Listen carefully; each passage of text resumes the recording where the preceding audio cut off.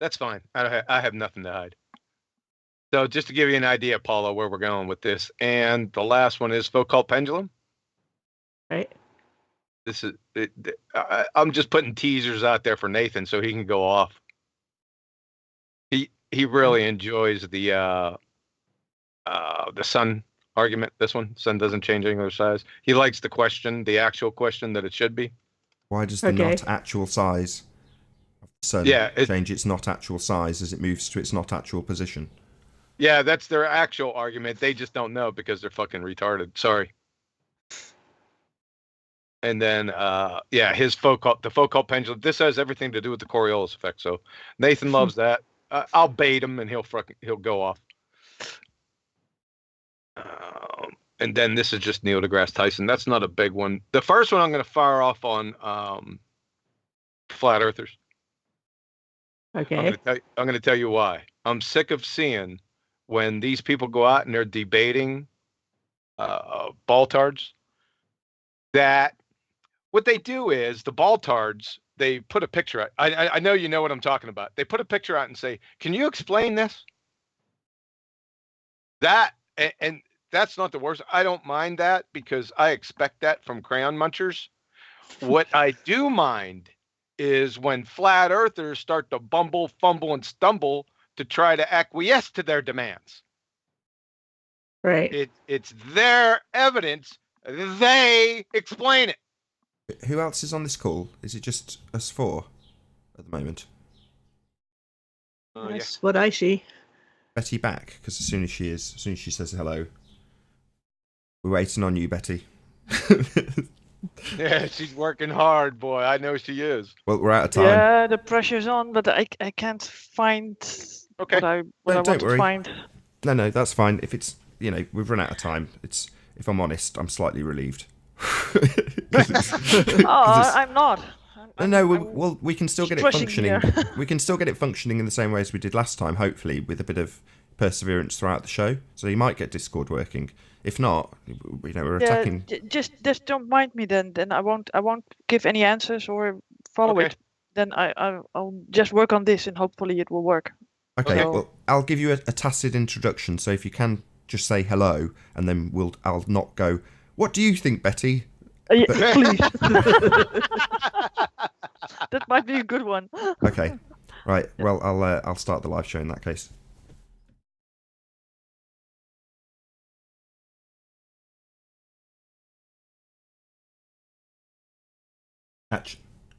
Actually, no, I won't. I've forgotten to do one setting, so I need to do that. Talk amongst yourselves. Sorry. I ain't got anything to say. Well, this is going to be dead air on the recording, but it's okay. It's a shout out to all the people in the second channel. I can say. While I'm doing this, if I can multitask, which I hope I can, I was looking at stats the other day, and the second channel audience has got a much, much more dedicated following than the main channel. Really? Yeah. If I look at my conversion rates and the amount of people who are subscribed watching versus random strangers and the amount of time they watch for, all of the stats are considerably stronger. It's from much less people, but still the stats are incredibly strong for the second channel. So I think the Uncut and After show, which was just kind of an afterthought and stopped people from stealing the in-between bits of the show, has ended up being quite popular. Wow. Huh. I mention it because I'm recording, as I mentioned earlier, just so there's no overlap when I start the live show. So this goes out to the second audience. Riveting that this is. Yeah, it is. I'm on the edge of my seat. Yeah, as I'm sure all no, it's good news, man. It's good. Hopefully I've set that setting. Balls this up every single time, so I'm just going to double check it. Yeah, okay.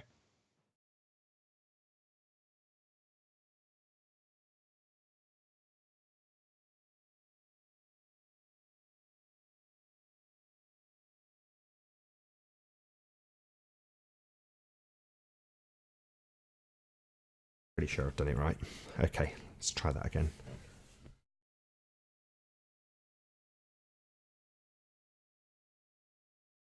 No. There's another setting I've not done. Damn it. Too funny, man. It's because I spent ages faffing around with Discord. I'm going to blame Betty. Yeah, go ahead. Sure, blame me. Hey, you shouldn't be in it. You should be working. I am, but I still have ears. Ah, gotcha. Okay, we're only 3 minutes late. Right, let's try that. Take 3. Third time lucky.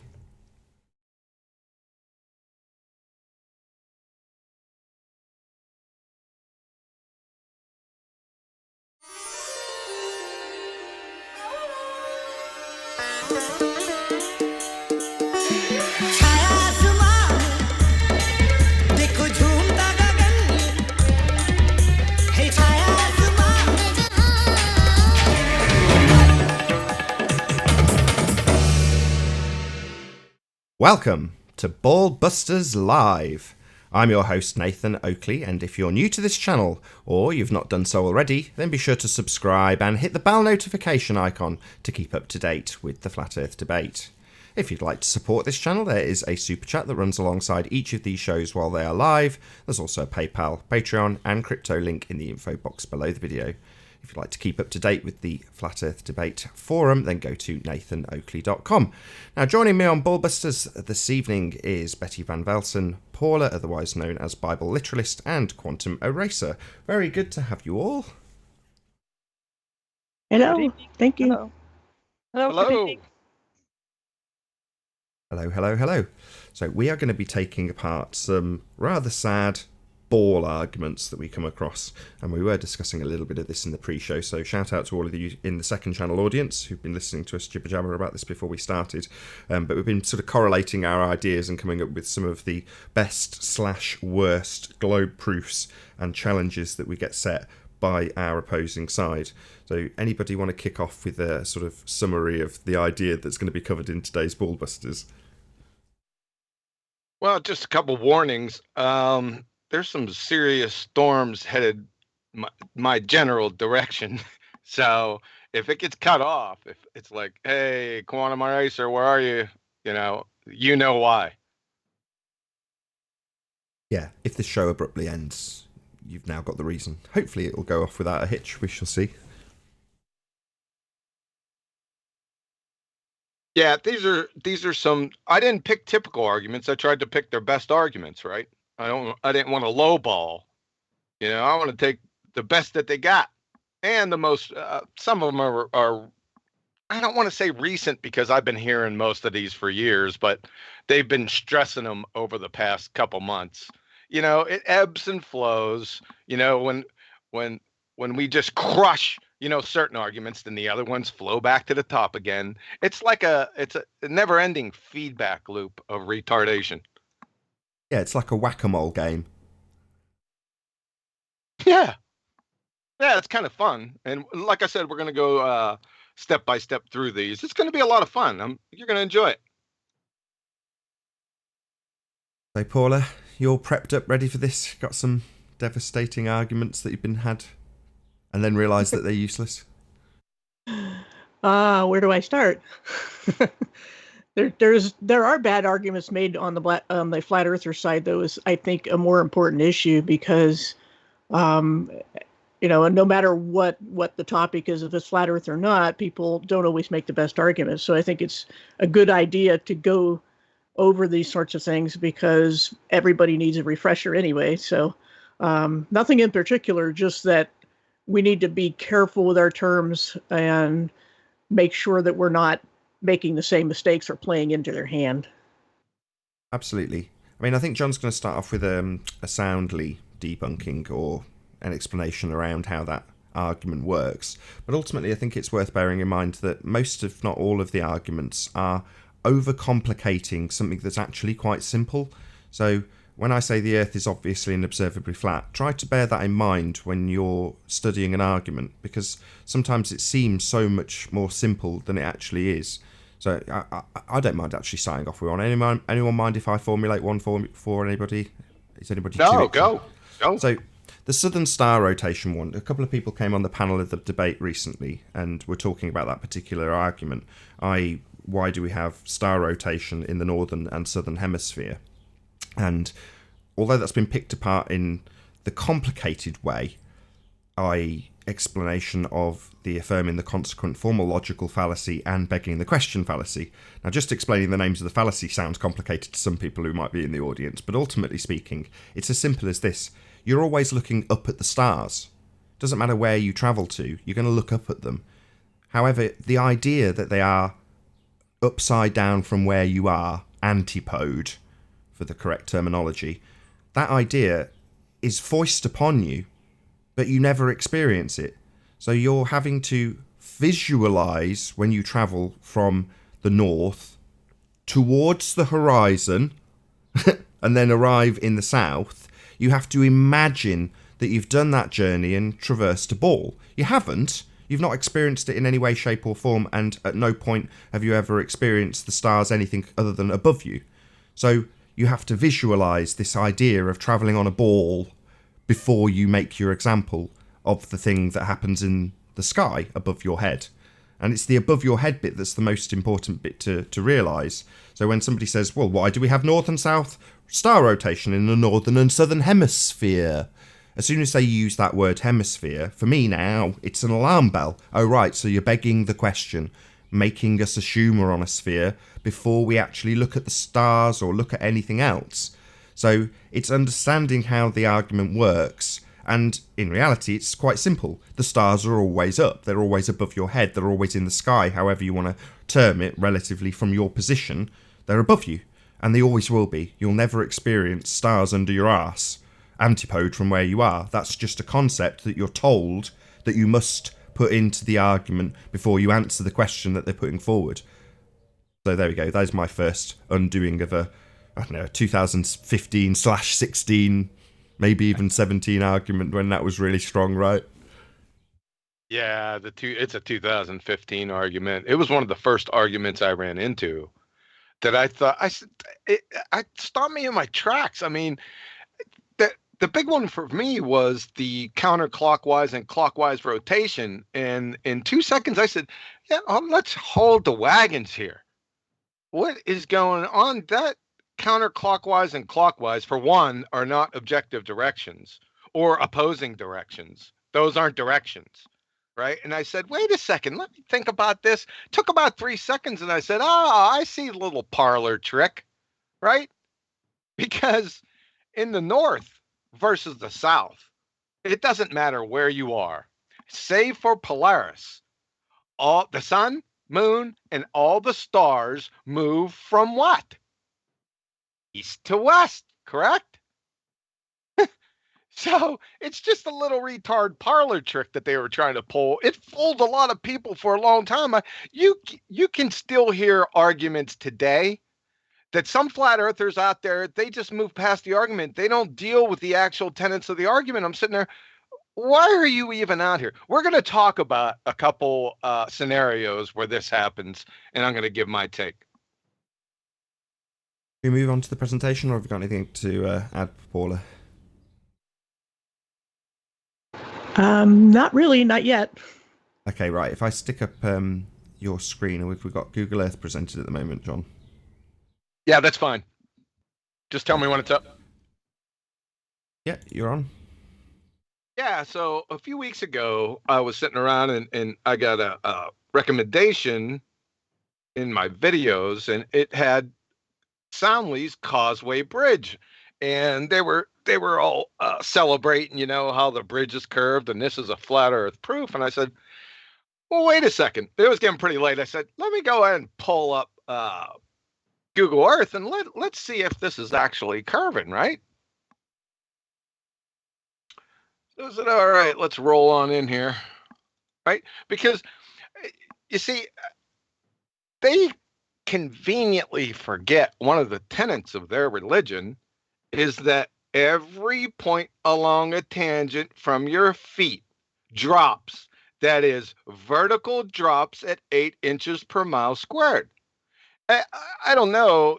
They appear to have forgotten that or something, because all they started to do was, I was getting private messages, people just laughing. QE, you're really off the reservation now. By a whole bunch of people that I haven't heard from in a while. And I said, what the heck? And they didn't provide any argument against my argument. They were just laughing. I said, well, why don't you, well, stop laughing. Go ahead and give me your argument. And there doesn't seem to be any. And I said, and it happened a couple days this week again. They won't let it go. See, that's a tell. That's a tell that they're clueless. So I'm just going to stay here for the foreseeable future. And hopefully everyone can guess what I'm going to do here. We got the Causeway Bridge, right? This is 24 miles. So I just went to the southern part of the bridge, right? Pretty easy. Go down to the shoreline. I'm not messing with the bridge. I'm just looking at the shoreline. So what am I going to do? Well, I'm going to take elevations of the shoreline, right? This is pretty reasonable, isn't it? So I'm getting 3, 4, 5, 4, 5, 3, 2. You're getting the idea. So then guess what my next step is going to be, right? I'm going to go to the north side of the bridge and do the same thing. Remember, every point along a tangent from your feet drops. That is, vertical drops away from you. Whoa there. At 8 inches per mile squared. So it's, I'm going to just look at the elevations on both sides of the bridge, right? I think this is a well duh. So I'm over here on the shoreline. Let's get a little closer. Over here on the shoreline, I'm getting 1 foot, 2 foot, 1 foot, 3 foot, 4 foot. You're getting the idea. So the question, it begs the question, right? Why do we have the same elevations on both sides of the bridge if the bridge is curving, if we live on a curved earth? At every point along a tangent from your feet drops. That's vertical drops away from you at 8 inches per mile squared. I mean, everyone knows this. This has been going on for about 4 years now. Where's the vertical drop? Sorry, can I give the response then? So their response or their rebuttal would be, well, it's from the distance from the center of Earth. Or to put it more succinctly, they beg the question that Earth is a sphere. Yeah, exactly. And we're going to get to this in a second, that the elevation benchmark isn't based from the center of the Earth. Where'd they get that from? They just make it up. Or are they from MSU? Make shit up university, right? So they live on a level curve is what they're trying to say, correct? Essentially, yes. Well, they're saying it's a level curve. That's essentially their argument. Distance from the center on a sphere, therefore curved, therefore level curve is their argument. Right. That's that. Married bachelors make more sense. Here, let me show you something here, folks. Here, remember this, ball tarts. Let's see if you remember this. All right. Can you see this, Nathan? Yeah. Yeah. See, this is vertical drop, right? See, drop, drop in inches, drop in feet, drop in miles by trig construction, by Pythagoras construction, doesn't matter, sagitta. You see, this is drop, elevation. You see, there's only drop in elevation. There's not horizontal drop.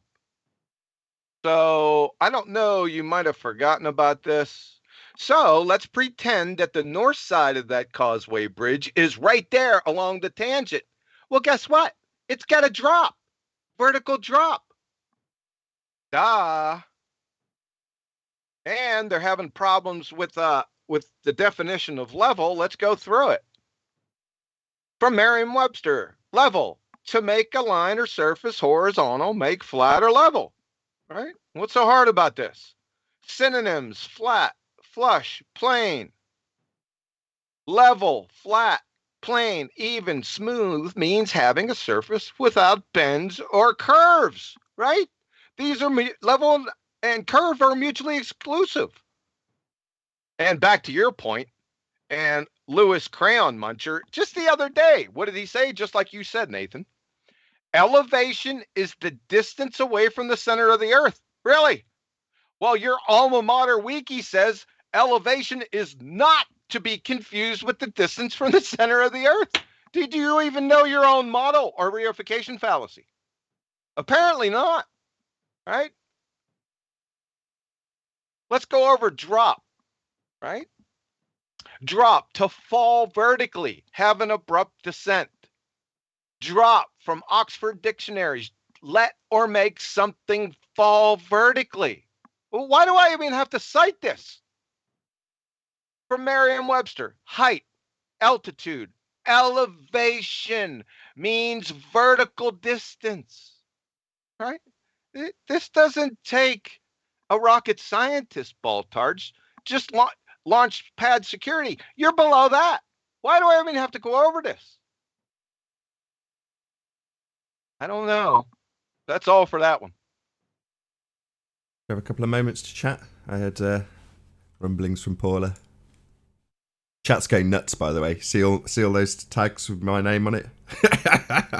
Yeah, it's flat, bitches. You don't have to like it.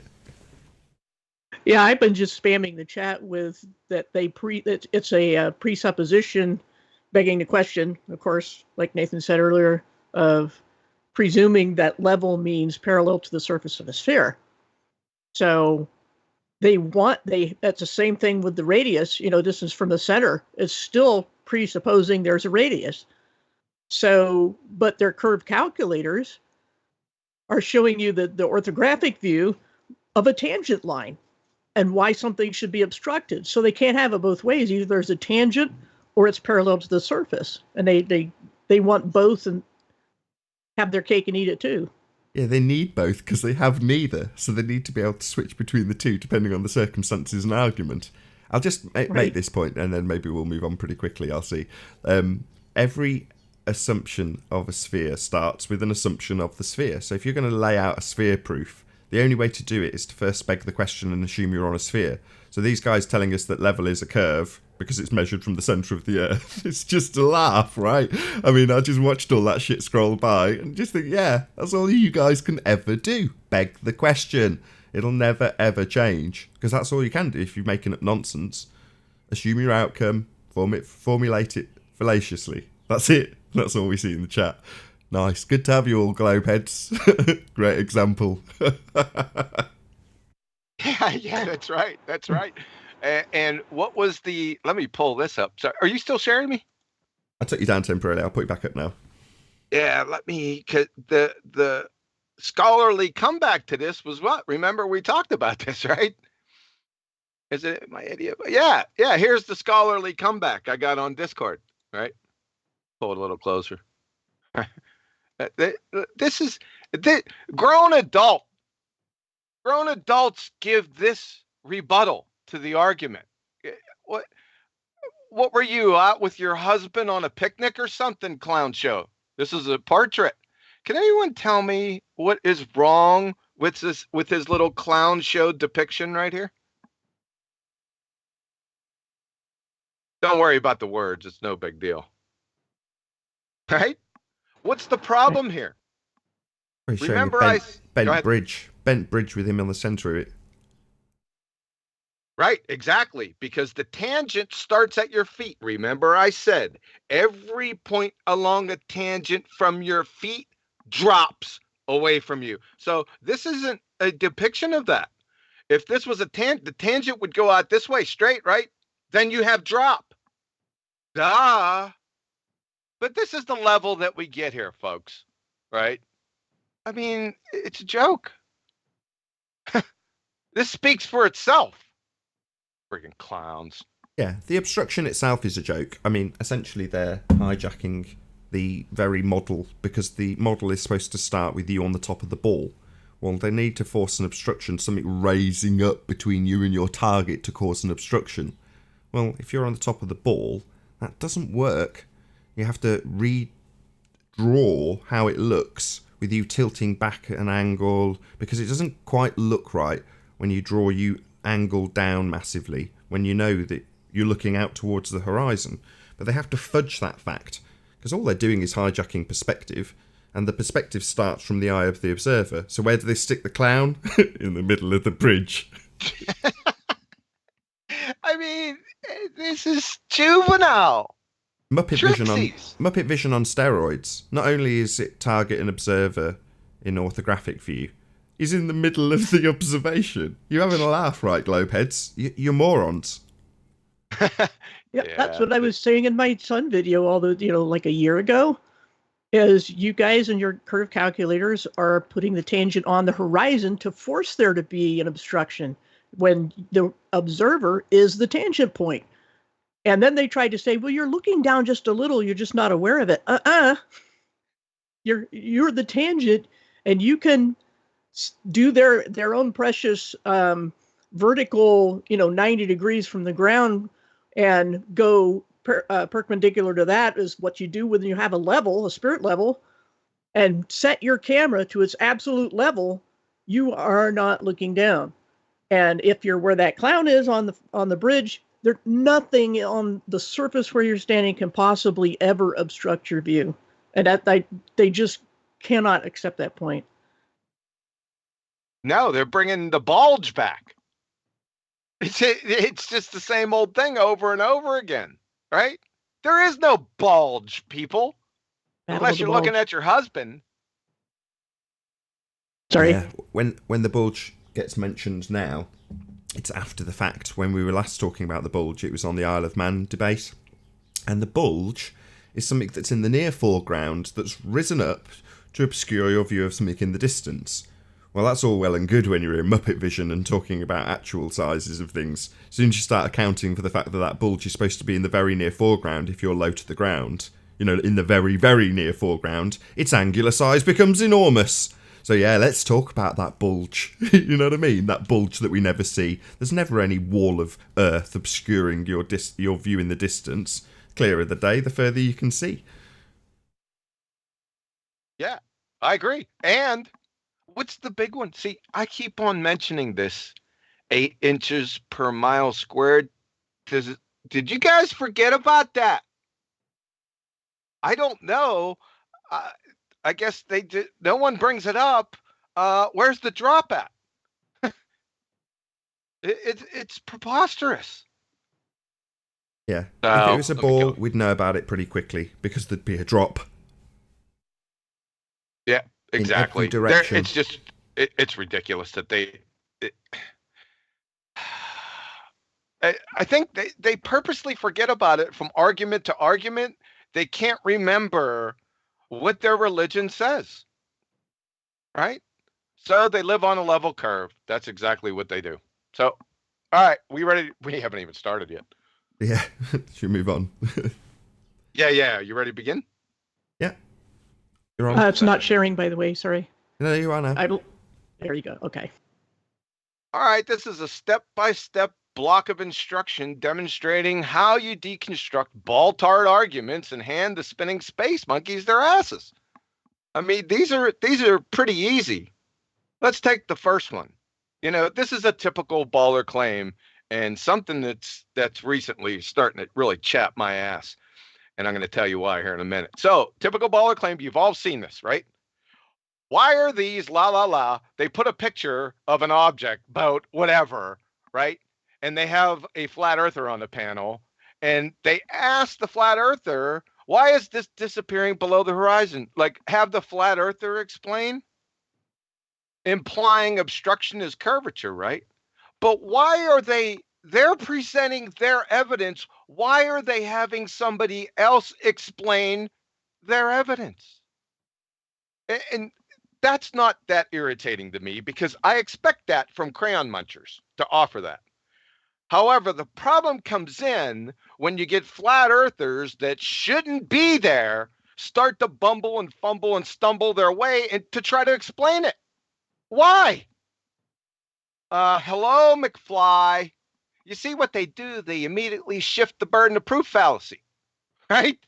And request you explain it.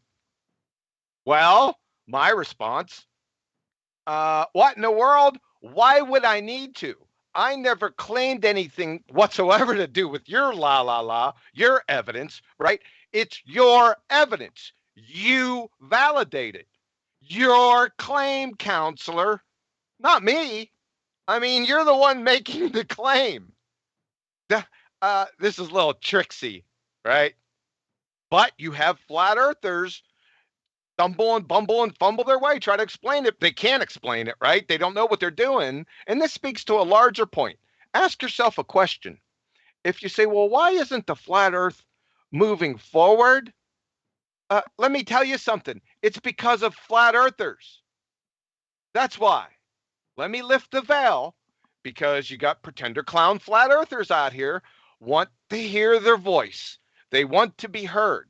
Listen, I got no problem. You know the Earth is a sphere. You've done your due diligence and your scrutiny. You know it's not spinning. It's domed. You know all this stuff. That doesn't mean you get to come out and start challenging people, right? When you come out here and challenge these retards, you're representing me, right? You may not know it. You may not like it, but that's what you're doing by proxy. So if you shouldn't be out here, and you know you shouldn't be out here because you haven't done your homework, then you need to go back and do your homework first, then come out here, right? Does that make sense to everyone? Don't let me catch you. This is the final, because I've seen this most recently last week or this week past. It's over. Listen, if I catch you out here, I don't care who you are. If I catch you, I'm going to embarrass you. We're going to do a BALLBUSTERS show with the star being you. Okay? Let's see if that works. Because you're not cloaking anything. As soon as you open your incoherent pie hole, you're exposed. You're not cloaked. We all see you. Okay? All right, let's move on. Like I said, tell us, Crayon Muncher, and I'm talking to the balltards here. Do you wander around aimlessly asking complete strangers to explain your claims? I mean, who does this, right? You get a black eye. Try that at your local gas station. Personal question, are you insane? You crayon munching ballers are in dire need of some new tactics. I got an idea. Hire a preschooler. See if it passes that test first. Number two, like I said, it's you observe and declare. Your observe and declare explanation. We're going to need you to validate it, right? Not just observe and give your just so story. Any idiot can do that. You now have to validate it. So guess how we're going to validate it? Well, it's an implied cause and effect relationship. Obstruction is causing, or curvature is causing obstruction, right? That's what you're implying here with your no evidence showing your picture. Well, you're directly implying a cause and effect relationship.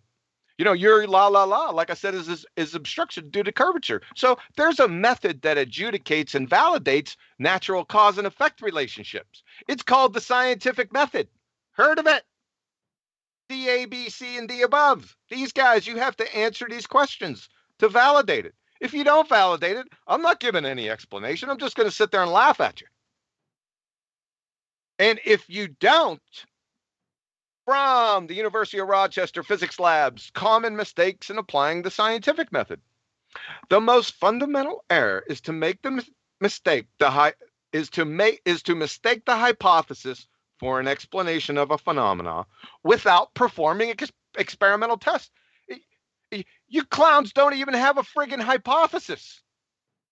You don't have anything. You're asking other people. All you have is your picture with your crayon munching religious spin attached. Well, that's just a just so story. That's why you immediately shift the burden of proof fallacy. So like I said, there's no problem with you doing it. I expect you guys to do this. It's with the flat earthers. So flat earthers, take your head out of your fourth point of contact and set these retards straight right from the outset. If you don't, I'm going to find you. I am. I'm going to make it my mission to peruse these friggin' balltard debates.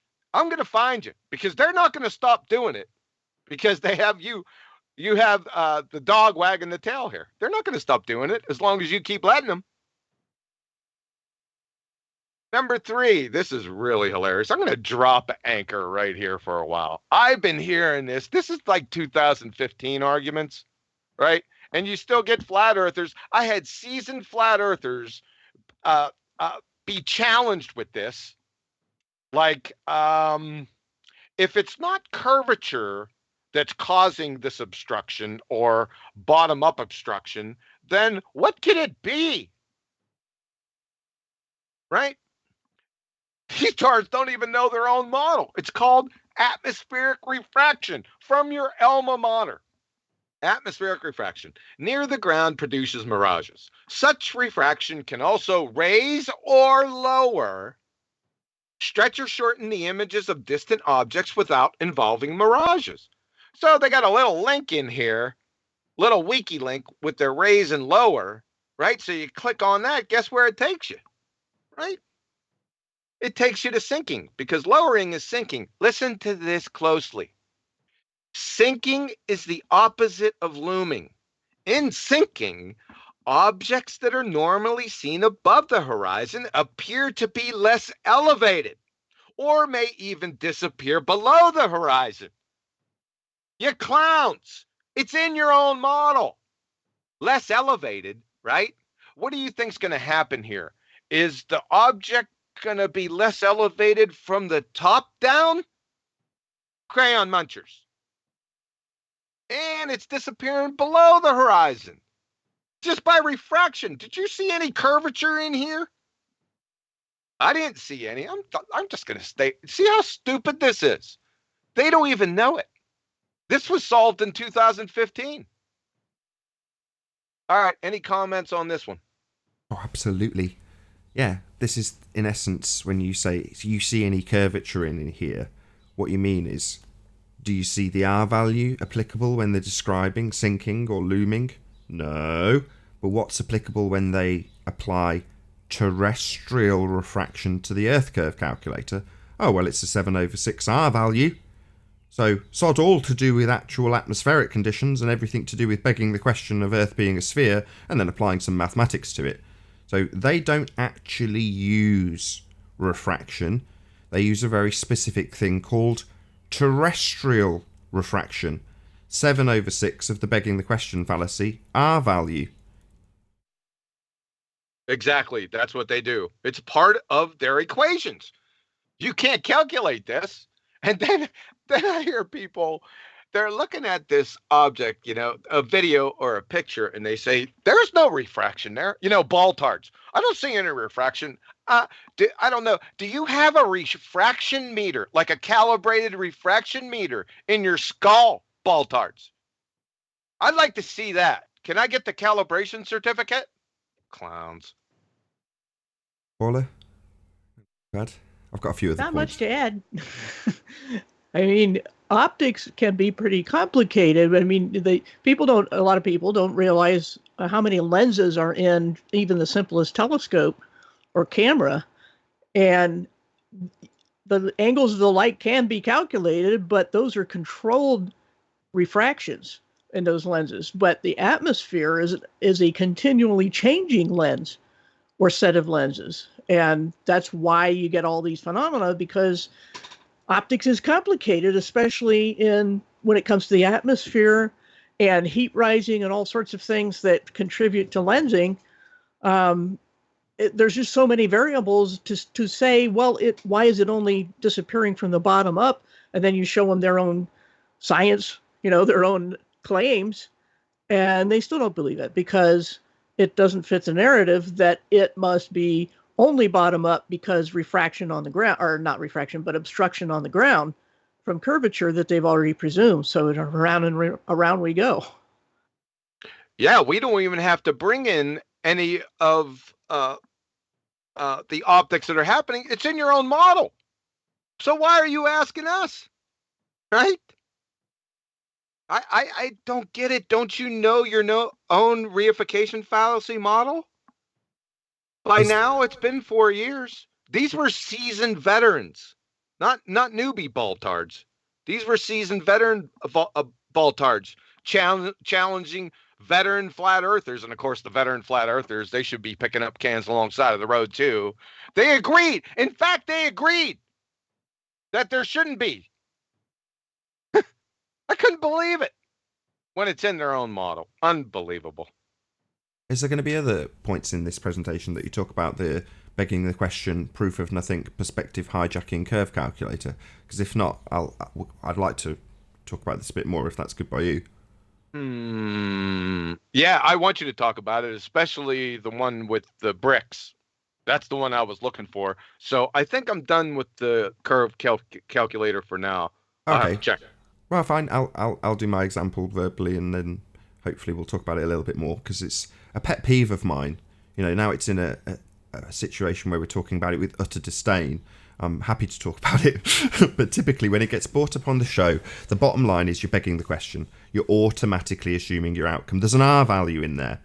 So when we're doing the show, we'll say in R you trust and various other things. The value of R is a total assumption. They assume the value based on the trajectory of the sun. That's where they get the value. They assume a spherical radius. So there's nothing but assumptions. It's just begging the question. So it proves absolutely nothing. But the argument will always be, when using said begging the question, proof of nothing, perspective hijacking curve calculator, that the obstruction, regardless of what's actually causing it, is only ever asserted to be caused by one thing: Earth curve. So if something disappears in the distance, it's Earth curve that's causing it. It doesn't matter what the effect you're observing or how blurry it is. It's Earth curve that's causing that. Well, it's clearly a mirage. No, Earth curve. Let's run the maths on it. So the only ever outcome is going to be an Earth curve obstruction. Now, there's been a few people in recent times that have listed all the things that we as flat earthers have come across that can explain things disappearing from the bottom up. And there's a whole list of them. But one, the most important, the hijacking aspect of the calculator, is perspective. Things get smaller with distance. Now, it gets a bit more complicated at the limits of view because things are very small. And even when you zoom in on them, they might get bigger temporarily, but there's also a diffraction limit for larger cameras. So things eventually get too small to see. That is a fact that most people can reconcile without too much trouble. Things get further away, eventually they get too small to see. The example I give to make this a bit more visually easy to digest is a brick. So you put a brick at 100 yards and you look at it, it's a brick. You then push it out to a mile, let's say the brick is about 8 inches, and at a mile, its angular size becomes too small to see. You can't see a single brick at a mile. However, if you build on top of it 200 further bricks, the 200 further bricks that you put on top of it have a larger angular size and can be seen. But it makes absolutely no difference to the brick at the bottom, which still has exactly the same angular size as when you first laid it down. Now, the net result is you have bottom-up obstruction of that pile of 200 bricks to the tune of one brick, 8 inches. So what do you know? We've got 8 inches at a mile disappearing due to its angular size. Something that's completely ignored in the begging the question, proof of nothing, perspective hijacking curve calculator. And the way they do it is to keep the size consistent. So it's an 8-inch brick, and it'll be 8 inches if it's at 5 miles. And if you draw it side on, with the side of your own head in the observation drawing, and the brick on the right hand side of the page, you can draw a straight line between target and observer. And according to their mathematics, which exclude all aspects of perspective, you're left with a situation where you can see a brick that's 8 inches high at 800,000 miles. It doesn't matter how far away it is, you just draw a longer line. In reality, the angle to that brick gets smaller and smaller as it gets further and further away. Well, they would allege that the cause of it disappearing from bottom up isn't because the angle at the bottom is the smallest. Oh no, of course, it's only ever one assertion: Earth curve. Well, we as flat earthers should laugh. Well, there's multiple reasons why things can disappear from bottom up, not least to say the atmospheric conditions on the day, which are not taken into account by your curve calculator. You have terrestrial refraction, 7/6 of the begging the question R value. So you don't have any of these accountable effects taken into consideration. If you did, the sinking would also be taken into account. But what will that be called? Oh, Earth curve. Of course, there's only a one cause calculator in play here. So your one cause calculator tells you that Earth curve has obstructed something, even though it's patently obvious to everybody who has ever used a set of eyeballs that things get too small to see if they get too far away.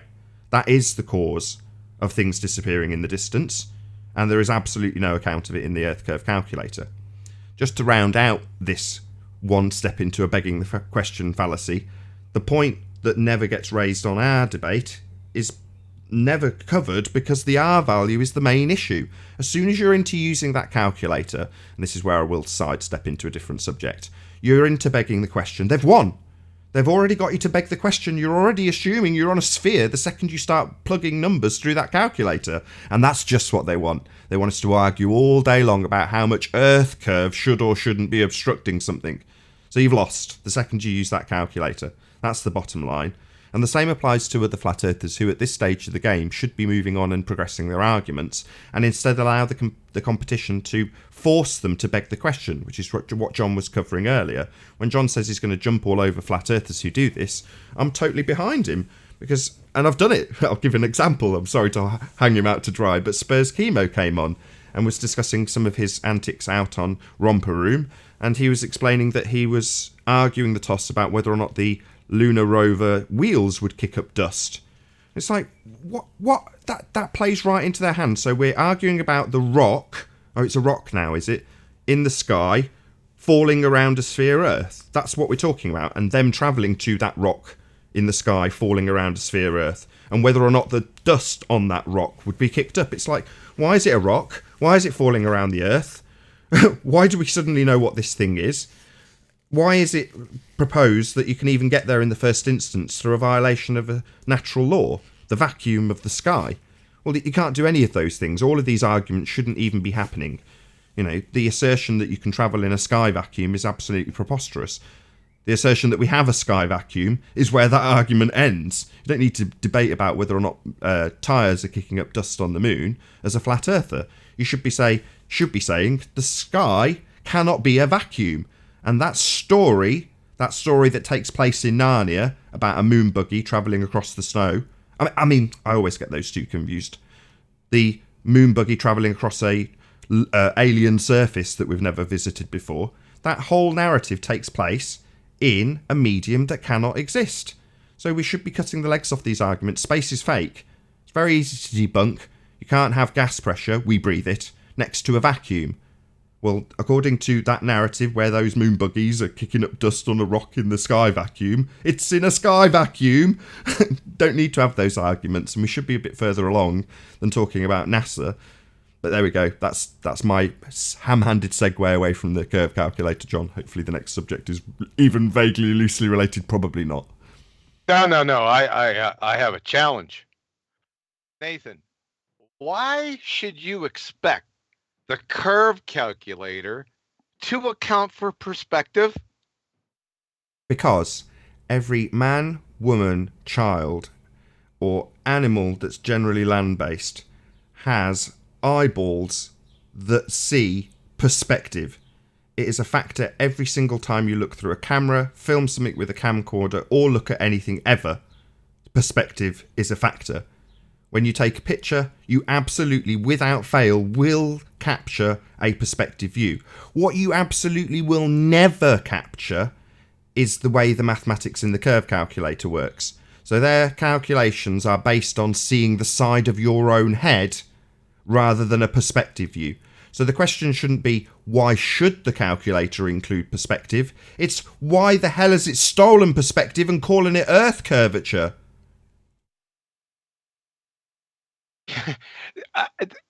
That question's been asked many times. I was sitting there dumbfounded. You don't play with your Earth curve calculators in a vacuum, no pun intended. You compare the Earth curve calculations to what? Photographs. Photographs, people. I don't know. Are they mainlining fluoride? Whoever asked those questions, you need to take a serious look. You need to hire a new staff of slobber nurses. I mean, this is daft, Muppet. I don't know, man. I don't get it. We're segueing away, but is there anything else you want to add, Paul? I know you have a lot of insight with the curve calculator. I've seen you do enough stuff with it. Yeah, I think what you were describing, we could all use the umbrella term, the Narnia gambit, because it's a gambit. It's a lure into getting you completely off the trail and on their turf, where they basically, it's like having a cat chase a laser dot, and that's how they entertain themselves, is making you do all their own homework. And and what you were both saying earlier about the bottom up disappearance is going to flow right into this thing about Polaris, because that's their other thing, is why can't we see Polaris from the south? And it's the same. We're still looking at stuff far away, and they are trying to presume, though, that it's so far away that being on one side or the other of the sphere wouldn't make that much of a difference. That you should, they're kind of mixing the environment again. They're saying, well, on a sphere, on a flat plane, we should be able to see that. No, by your own science, your definitions, you should not. You should if you were in the north, but not in the south, because it's too far away. And it's not that big, and it's just a smaller diameter, which again, they're like, well, we can triangulate the position of these things. No, you can't. You have too many variables. Or unknowns. You don't know. If you know the size, you can know the distance. And if you know the distance, you can know the size. But if you don't know either of those, you can't do anything but say there's a light in the sky. And whether you can see it or not depends. Just like if you put a flashlight on the ground and walk away, you're still not going to see it, no matter how hard you try, not because there's curve in the way, but because it's small and the angular resolution is going to make it disappear, or it's just going to be that it's just too low to the ground, and you wouldn't expect to see it even if it was just 10 feet away, depending on how big the light is, which you have to know in the first place anyway. So it goes around circular reasoning and this Narnia gambit, where we have to presume everything that they want us to, and they can jump from one room in Narnia to the next and without anybody noticing half the time. That's the sad part. But yeah, this next part about Polaris is the same problem.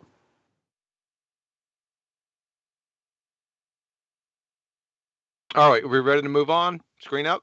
I think so. I want me to pop you back on. Right, you're up. All right, now it goes without saying, the first proof, there's no science in this, folks. We're not talking about any scientific evidence here. This is you can't get any farther away from science. So I just want to let you know that. So the angle to Polaris, it's like baller Tourette's now with this one. This one has popped up. I heard this from the beginning too, but now it's gaining more traction. So let's take a look at this disheveled monkey. So the angle to Polaris changes 1 degree every 69 miles south you go from geographic north, from the geographic North Pole. So like I said, this isn't a scientific inquiry or proof. For brevity, angles are not natural phenomenon.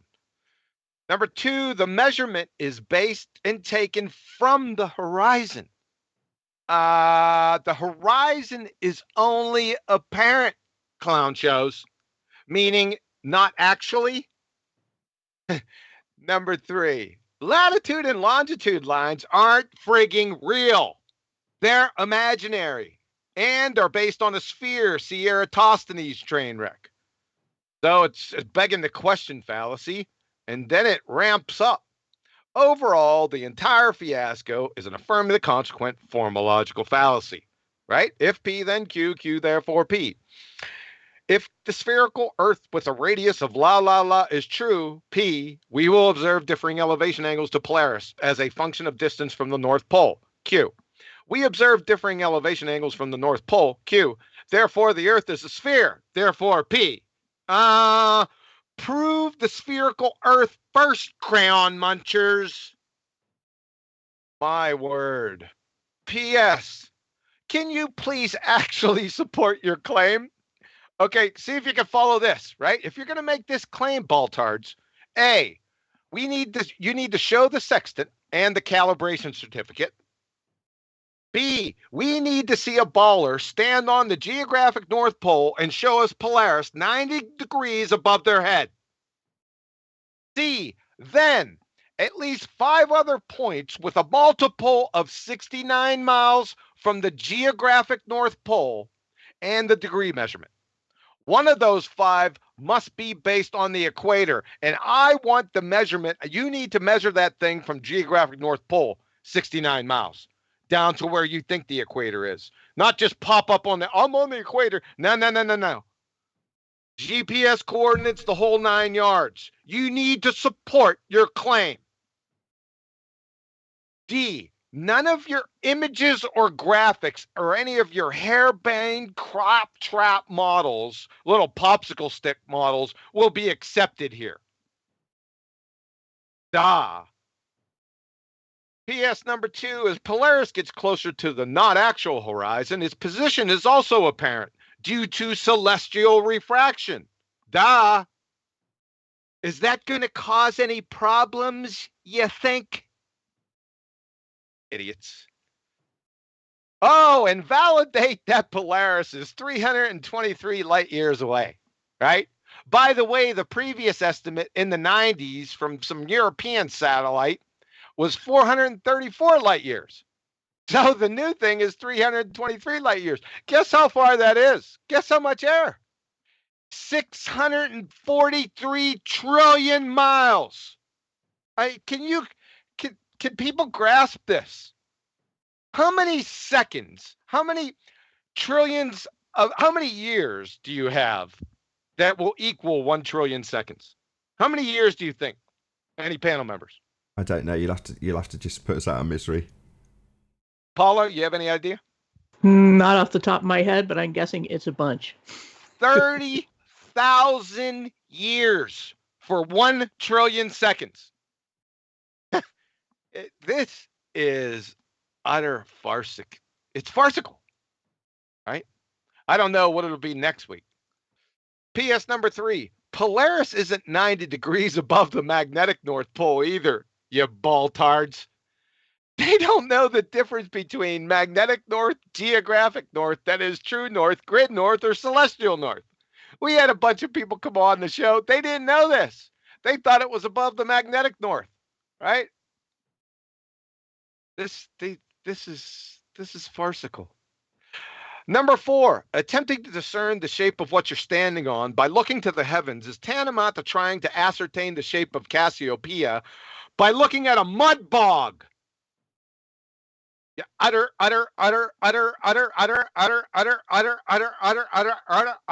morons. In conclusion, what we got here is known in the industry as a convoluted gaggle screw, peddled and parroted by no-depth wiki Discovery Channel parroting pretender clown Muppets that couldn't discern the difference between their asses and a pipe wrench. All right, comments, questions? Yeah, this is kind of one of those things that you need it to be understood that when people present a graphic of something, that doesn't mean that their point has been proven. But they'll do it all the time. I get cartoons on, I can't remember whose channel it was now, Snack to the Future or something along those lines. I can't remember, it doesn't matter. Somebody put a cartoon of somebody sat on a flat earth map and it was 2 for 1 in this regard. So how do you explain this observation of, and then he detailed something that he claimed was happening with the stars, and he's got a cartoon graphic of people sitting on continents with a load of word salad of what he claims happens. You're like, well, show me that then. What do you mean? Well, show me that actually being the case. Show me the observations that prove that to be so. And, of course, there's absolutely nothing but silence as a response to it. Precisely. Hold their feet to the fire, flat earthers. They make that claim. We don't need any models. We need to see it in reality. That's what we're here for. Yeah, and the next thing they do after that is to say, well, the only way people can navigate is by, GPS, what they define it as, compasses and that sort of thing. And everybody had to know it was a ball in order to do that for thousands of years. And a couple of days ago, I just watched a documentary. These people who live in the Sahara Desert, which is basically the size of the U.S., and they cross it every year without even a compass. They just go by the wind and the sun, and they know their terrain, and they know when to cross. They know where their stop point oases are. They know they don't get lost. And they do this without so much as a compass. So the claim after you push them off of this point about Polaris is that somehow you wouldn't be able to navigate unless you had this model, which is preposterous because even people today navigate without this model. They don't have any tech at all, and they do just fine. They do better at navigating than we do most of the time with our GPSs. So that doesn't follow either.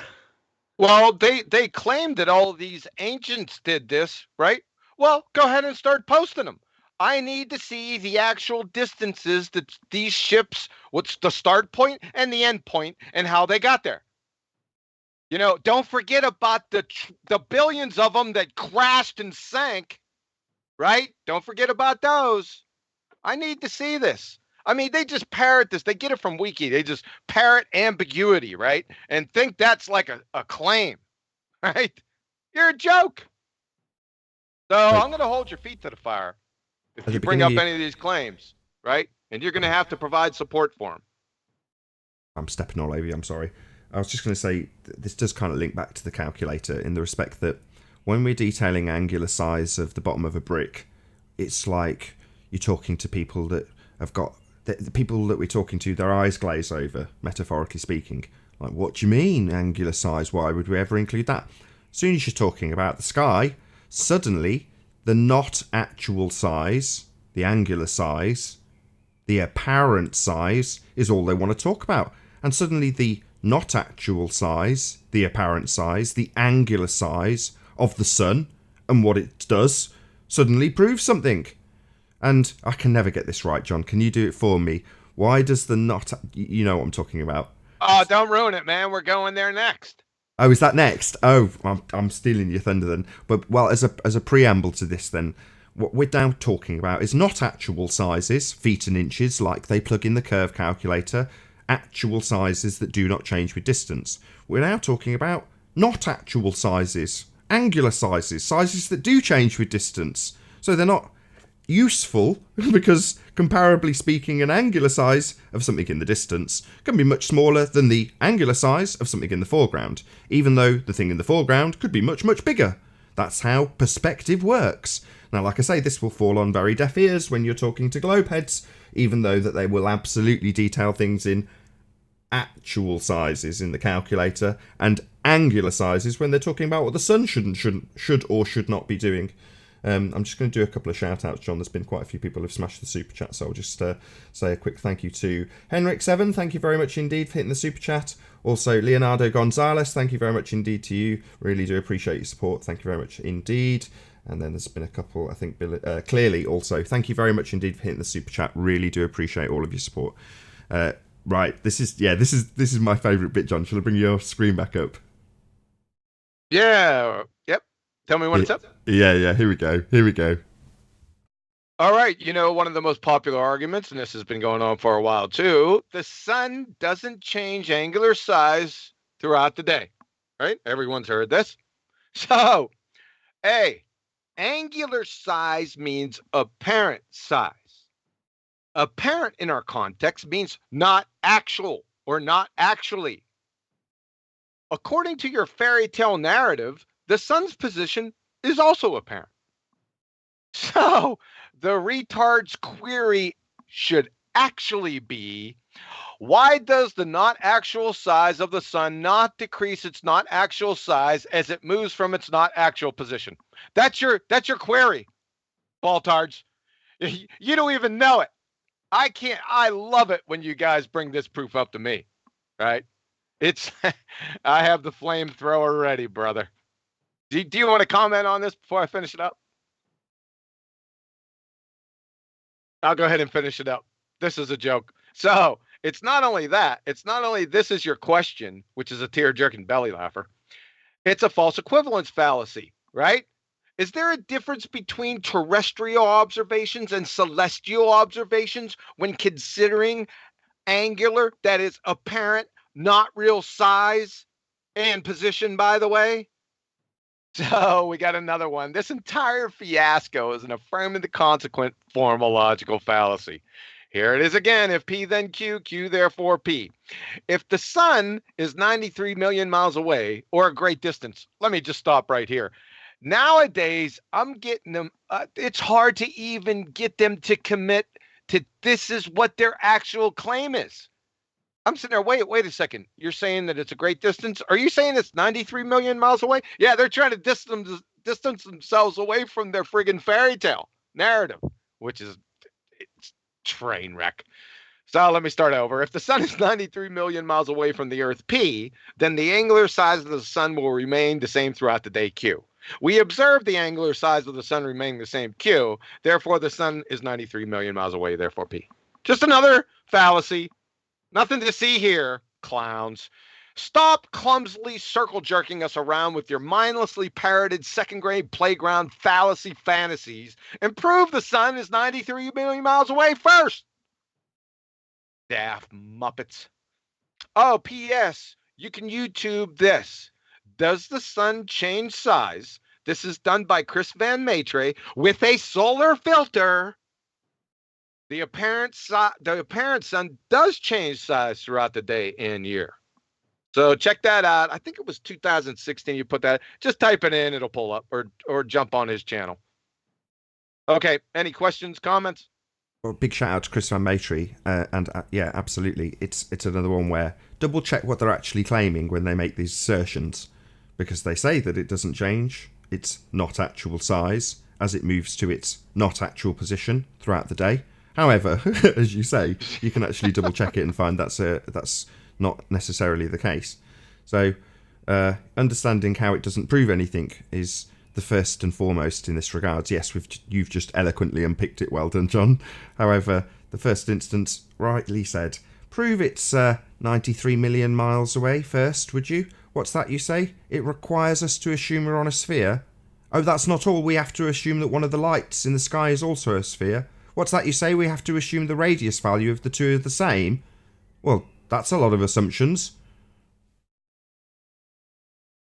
This is a romper room joke. Preschoolers would roll their eyes at these things, man. That's how bad this is.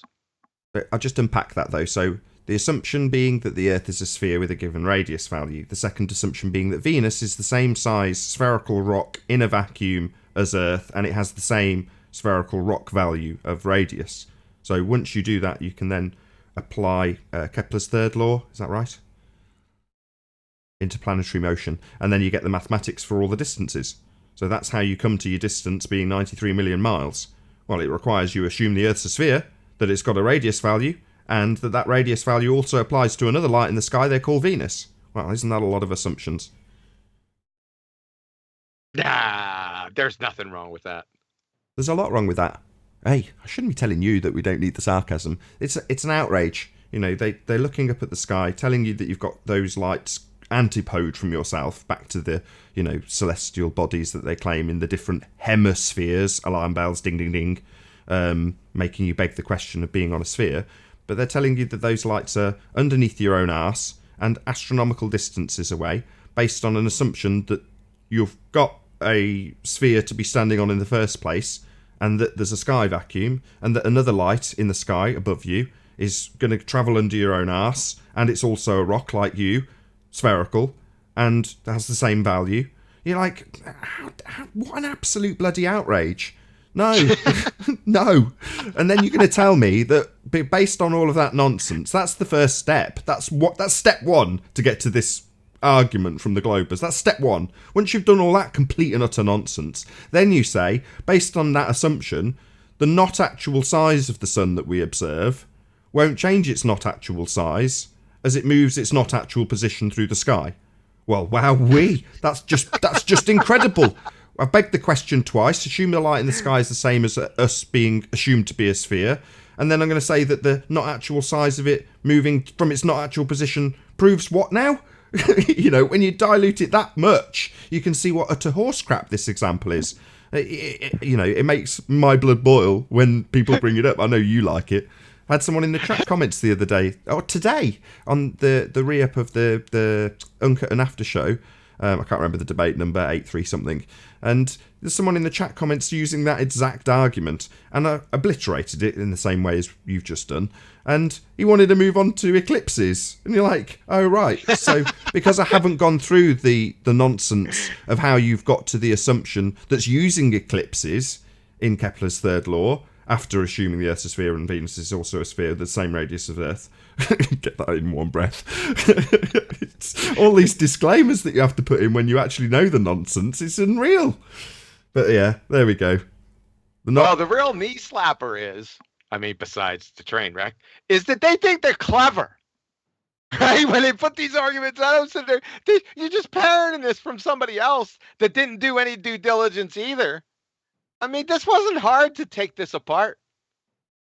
I mean, I don't know. It's stupefying. Let's see if we've got Betty back. I know she's been just going to explain what Betty's been doing in case we get silence at this point. So we've had a Discord issue just before the show started, and hopefully she's been beavering away to get it working. If not, I'm going to have I've got a Hangout set up as an emergency backup, which is linked in the info box. But are you there, Betty? Have you given up on Discord?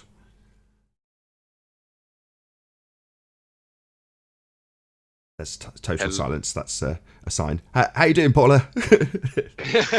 I'm still here. Yeah, I was just thinking how it's that same principle across the board of people assuming that if they can imagine a way to explain something, then that must be true. It must be actual. Their imaginary scenario, their model, works for them in their mind, therefore it must be true.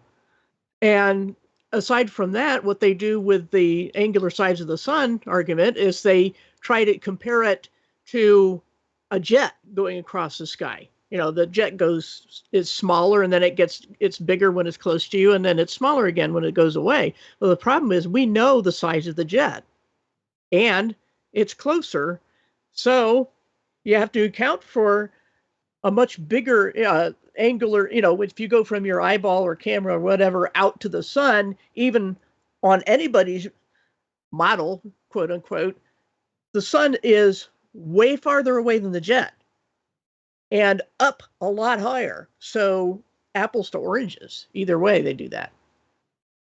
I'm going to give a big shout out to DITRH.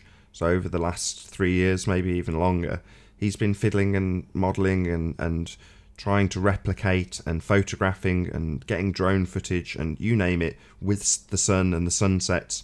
And after looking at it for a long time, I remember having a conversation with him and he was describing it to me, what it does. And it's in essence a burden of proof reversal fallacy that he's doing any of this in the first instance. But that's part of the wonder of being a flat earther. So big shout out to DITRH.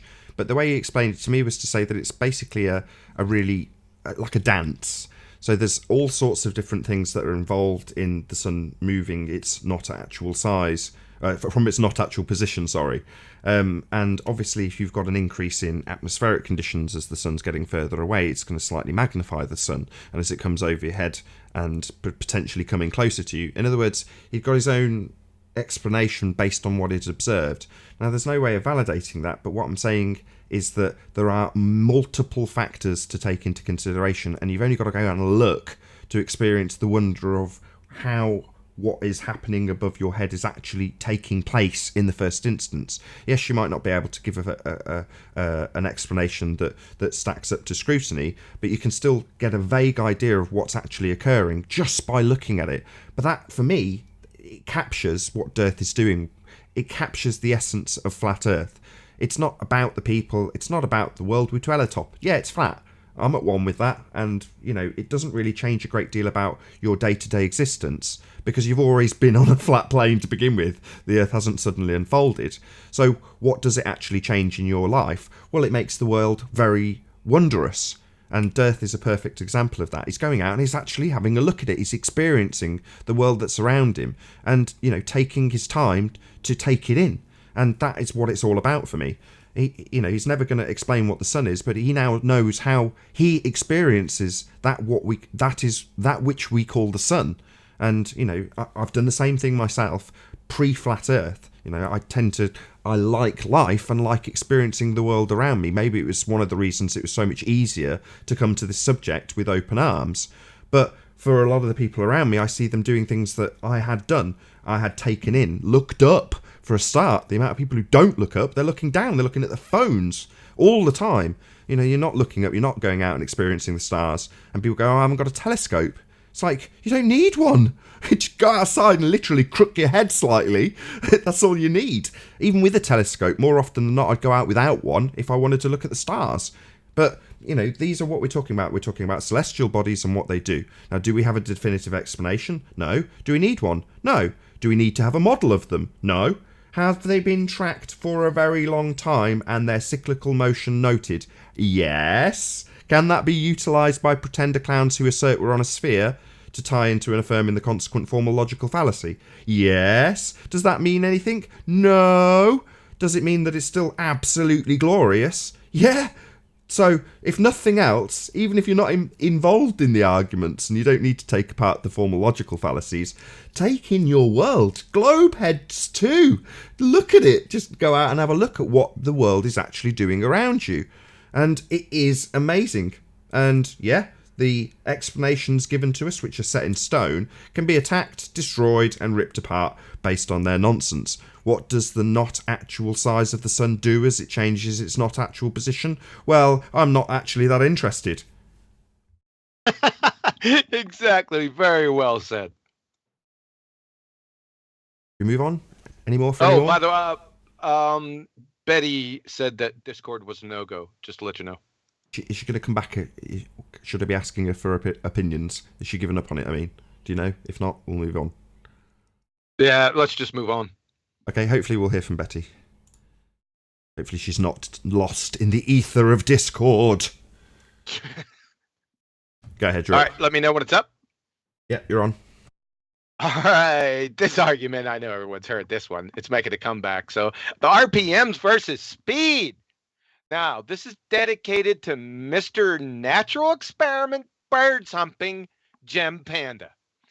He's got a serious issue with this. Number one, you don't measure the speed or rate by angular velocity, crayon munchers, i.e. revolutions. Next block of instruction, how to say the on Tuesdays. It's all in the units of measure. Speed equals distance per unit time. That's mile per hour or kilometers per hour. Angular velocity equals revolutions per unit time. RPS, RPM, RPD, day, week, month, year. You get it. Distance equals revolutions like gazelle equals hubcap. Just a clumsy, daft, muppet false equivocation or false equivalence fallacy. Like I said, RPMs are utterly irrelevant, meaningless red herring fallacy to the discussion. We're talking about tangential speed. You don't measure speed or rate by revolutions. All points on a rotating sphere have the same angular velocity. However, those same points don't have the same rate or speed, i.e. tangential speed. It's tantamount to exclaiming to Dale Earnhardt Jr. on a 50-mile track, "Why was your car smashed to smithereens, Dale? You were only doing one revolution every 25 minutes. Clowns. When they report the speed or rate of the cars racing around the Brickyard 400, do they report it in RPMs? How about drag races, the quarter mile? Since there are no revolutions, then according to the bald-tard crayon munching logic, the dragster's speed or rate has to be 0. And when a cop pulls you over for speeding, does he tell you how many RPMs you were going over the RPM limit? To call this juvenile mind-numbing absurdity is actually insulting to real juvenile mind-numbing absurdities. That's a quick one on that. Questions, comments? I don't have a great deal on this. It seems fairly self-explanatory. Paula? Yeah, same here. I mean, a record player, all sorts of things you could look at, skaters, doing the line that goes around and the person in the center is not moving hardly at all, just turning on their own axis, wherever the skater on the end has to really skate fast to keep up with the line. It seems so self-evident. That's why we're like not wanting to answer questions like that. You'd think this is self-evident, epidictic, right? You'd think that. No. Don't you sell the bald-tard short. Someone hold their beer.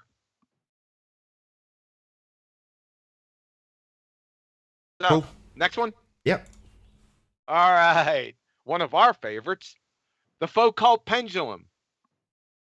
So, from plusmass.org, let's read this closely. Listen carefully, folks. Once you set one in motion, its direction of swing will rotate at a rate of about 0.2 degrees every minute. But in fact, it isn't really the pendulum that's rotating. The pendulum is swinging back and forth in exactly the same direction. It's the Earth which is rotating underneath the pendulum, which makes it appear that the pendulum is in fact changing direction. What does this sound like? Huh? It sounds like the Coriolis effect, doesn't it? Of course, they don't know what the Coriolis effect is. None of those clowns know. Sorry to Number interrupt. one. Sorry to Go interrupt. ahead. This is the Coriolis effect on Earth. I just want to make it clear. There is a Coriolis effect. What John's just described, based on what the Foucault pendulum asserts, is Coriolis effect. So when he asked a rhetorical question, does this sound like... No, this is Earth-based Coriolis effect. Just to make that absolutely clear. Could I just make one quick little point? Oh, sorry, Sure. John. I've started. What- No, that's fine. Go ahead. What is the Foucault pendulum hanging from that is detached from the Earth rotating beneath it? It's a train wreck, Paula. You're absolutely right. Yeah. Right? So, are we ready to continue?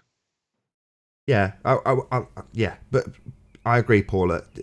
The nonsense that comes to the assertion, it leaves me stuttering because it's such utter nonsense. However, the assertion is that the pendulum swings back and forth in a straight line, and because the Earth turns underneath, you get a deviation, apparent deflection. So, yeah, it's a total and utter train wreck, but it's the assertion that they're making at the end of their train wreck that we've kind of focused on. But your point's totally valid. Sorry to draw that out, John. Yeah, no problem. The squaw line's just getting closer and closer. Anything else? No, sorry. No problem, man. Yeah, it had to be stressed here. So, taking this definition into account, right? No problems with that definition. That's what it is. If this is true, then why couldn't we just hover in a helicopter in North Carolina for 3 hours and catch a Dodger game? Freaking clowns. Number two, if the Foucault pendulum is legit, which denotes two separate reference frames, then get a load of this, baltards. Then a flight from Charlotte, North Carolina to Los Angeles nonstop, traveling at 500 miles per hour airspeed with both locations roughly the 35th degree north latitude, that is, both allegedly spinning, both locations here, both allegedly spinning at 860 miles per hour, should be approximately 1.5 hours. But what is it actually? 4.5 hours.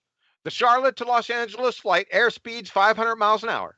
The ground speed, 500 miles per hour, plus you have to add the speed of the rotation of the Earth coming to your face. That's 1,360 miles an hour. The distance between Charlotte, North Carolina and Los Angeles is about 2,115 miles. The flight time must be approximately 1.5 hours. Has to be. But the actual flight time is 4.5 hours.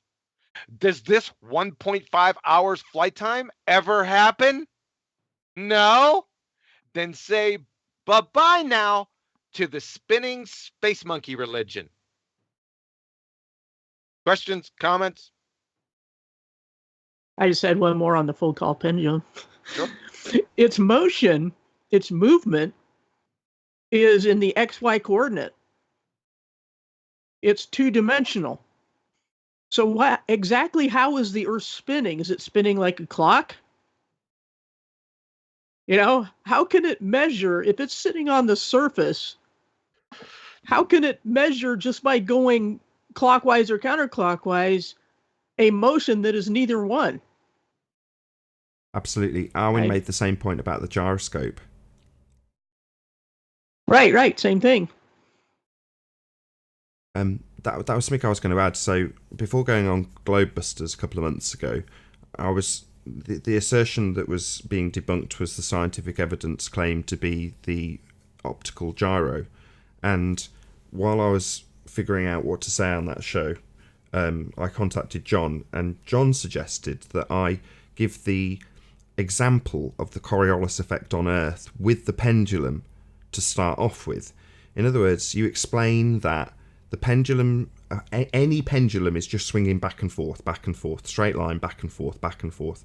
Once you can get that concept into people's head, in other words, how it's being asserted, because if you've seen a Foucault pendulum in a shopping mall, I haven't actually, but nevertheless, I've seen plenty of videos of them. They're knocking down dominoes, or what look like dominoes, as the apparent deflection of the Earth turning underneath causes the deviation in that normally back and forth motion. So you're seeing the apparent deflection and the Earth turning underneath. It's a really quick way to get somebody who's trying to debunk the explanation of a Coriolis effect to visualize what's actually being detailed. Now, when I've come up against this in debate, they squirm like hell when you try and tie them down to what the actual claim is. They want to keep it vague, so they can double speak back and forth between 1 and 2 reference frames. So I'll hopefully keep this concise in my own explanation. Probably not. It'll get lost in double speak if I'm not careful, but I'll try my best. So the assertion, the most important point in this regard, is that the Earth turns underneath. Now, the only people who do get away with asserting it overtly are the high priests of pseudoscience, Neil deGrasse Tyson being one of them. So he would assert via a social media platform called Twitter that a field goal has been made because the ball travels in a straight line and the Earth rotates underneath, meaning that the field goal was made by virtue of the Earth turning underneath. So that then establishes firmly what we are talking about when we talk about Earth-based Coriolis effect. So hopefully this is where it doesn't get lost in explanation. The Coriolis effect, to be as succinct as I can, is a roundabout with you on it holding a ball, and the roundabout becomes a single reference frame, a non-inertial reference frame. And when you throw the ball into the inertial reference frame, it travels like the field goal ball in a straight line. However, because you continue to rotate underneath that ball, travelling in a straight line, it appears to take a curved path. Now that is known as an apparent deflection. So the field goal was made because the ball travelled in a straight line, but the Earth rotated underneath. So that is in essence the Coriolis effect. Coriolis effect is real, but Earth-based Coriolis effect is absolutely not real. The way you know is when the globeheads argue that they only have a single reference frame. So the globeheads who are involved in debates do not assert, as Neil deGrasse Tyson does, that the Earth rotates underneath, precisely what they're trying to prove. Instead, they argue that the Earth and atmosphere travel as one reference frame. No Coriolis effect. Now this gets juggled back and forth, and I've even seen the likes of The Rumpus and George Netanyuk argue about it amongst themselves, adding to the confusion and doublespeak. But if we have an Earth-based Coriolis effect, as demonstrated by, back to the point, the pendulum swinging in a straight line back and forth and the Earth rotating underneath, then the Earth rotates underneath. But it doesn't. As John points out, you could just take off in a helicopter. I don't know what stadium you said would just come along. But yeah, you could catch a football game because the Earth rotates underneath your drone or helicopter. Well, no, it doesn't. You can hover and nothing happens. Same applies to the airtime. Nobody's fighting 1,000-mile-an-hour Earth turning underneath at the equator. That simply doesn't happen. Nobody's having drastically reduced air travel because the continent comes towards them as the Earth rotates underneath. So they need to double speak this into obscurity by mixing up the two things. One reference frame, no Coriolis effect. Well, if the Earth and atmosphere travel as one, no Coriolis effect. Or, as Neil deGrasse Tyson asserts, to reference frame the Earth rotates underneath, other than the fact it doesn't, and you don't see it in air travel or planes or drones or anything that you would expect it to, because it's got a much longer time in the air. I'm done. Anybody else got anything to add? That's very well said. And listen, Flat Earth, this is an easy one, because in the past 4 years, I have yet to hear a single ball-tard know what the Coriolis effect actually is, right? It's toilet water spinning, down in New Zealand versus Boston, or it's hurricanes. We already went over this. How can hurricanes be an example of the Coriolis effect when the Coriolis effect is an apparent deflection? You see, clouds don't apparently deflect. This argument is so easily pummeled that this is actually all jokes. All this is jokes peddled by retards. All these arguments are. That's it. That's all I got. Cool. Where do you want to pick up your presentation again? Is Paula done? Does she want to comment on that, or can we move to the last one? No, I'm done from that. Okay. Yeah, let's move to the last one. Let me know what's up. Yeah, you're up. Yeah, I added this at the end of the presentation. I wanted to play the Neil deGrasse Tyson video where he said that stuff is flat, right? In regards to the Felix Baumgartner jump, but I'm not going to take a chance here. Not these days. You'll get copyright strikes. So we don't have to worry about it. I think most people know and have seen that video where he's talking about this, right? So let's I don't even want to say critically think. Let's just entertain this for a second. So no observable curvature at 128,000 feet. That's how high Felix Baumgartner was. Yet you bozos claim there is observable curvature standing on the ground. Clowney, etc. He's not the only bozo. Does this make any sense? I mean, just on the surface. No pun intended. Nah, it doesn't. This is one of the more belly-laughing, slap-in-the-face contradictions out there. Is your clinical level Dunning-Kruger so virulent that you think even people that have trouble fogging a mirror don't see and recognize these things? This thing and these things we went over? Are you that delusional? I mean, they see it. And they're laughing at you guys. But that's all right. Continue on. We need jokes. You see, you clowns feebly try to distance yourselves from the astrophysicist Neil Smoking deGrasse Tyson, but that dog doesn't hunt here. It's not hunting here.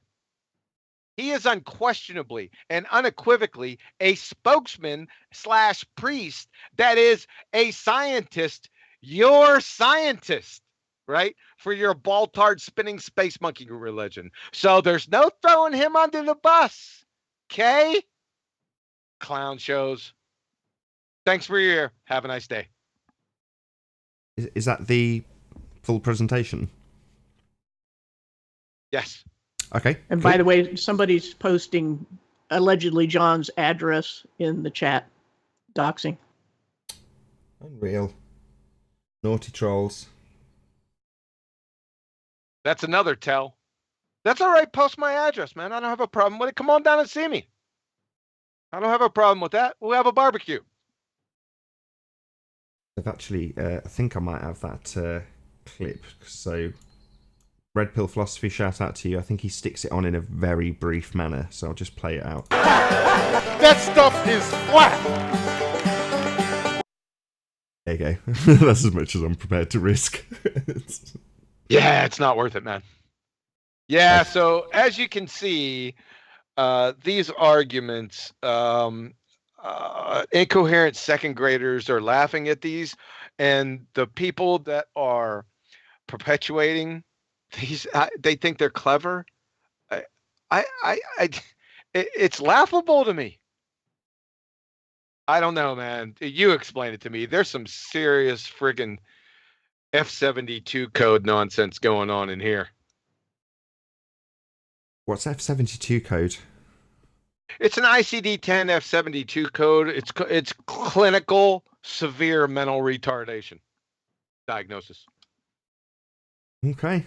Well, there is actually a link to. I've opened up a normal Hangout rather than a Discord server this time because we've had a few technical issues. Hopefully, we'll get Betty back to talk to us.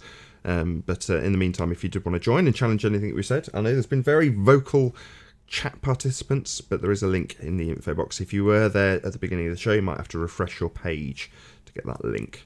But feel free to join the panel. I'll introduce you. Hopefully there'll be no rumpusing, as I can't keep everyone in check in a Hangout, unlike Discord. So hopefully it won't descend into chaos in the Hangout room. But if you do want to join, feel free. The link is now available to do so. Good presentation, John. Thank you very much indeed. Hopefully we smashed quite a few ball-tarred arguments in that. Yeah, you're welcome. And they're, you know, like I said, they're pretty prevalent. We hear these every day, right? They're on the different channels. People are spouting these again. And like we said, it's like a never-ending Tourette's feedback loop. They get pummeled and then they go away for a while and then they spin back up again, right? They're just parroting these things. No one's done any due diligence or scrutiny. None of the Baltards have. But the flat earthers should. Now, this isn't copyrighted stuff, people. Copy these arguments, go through them. If it doesn't, you know, come through to you the first time, go through them a number of times till you get it, and you can use them. I have no problem. That's why we do these. Thanks. I went to pick up a clip from Red Pill Philosophy, and it's actually a debate with me, with Bob the Science Guy. So shout out to Red Pill Philosophy. The clip I just got that stuff is flat from was his channel, and it's actually me on it. So I'll spam that link a few more times. Big shout out to Red Pill Philosophy. Are you there, Paula? Yep.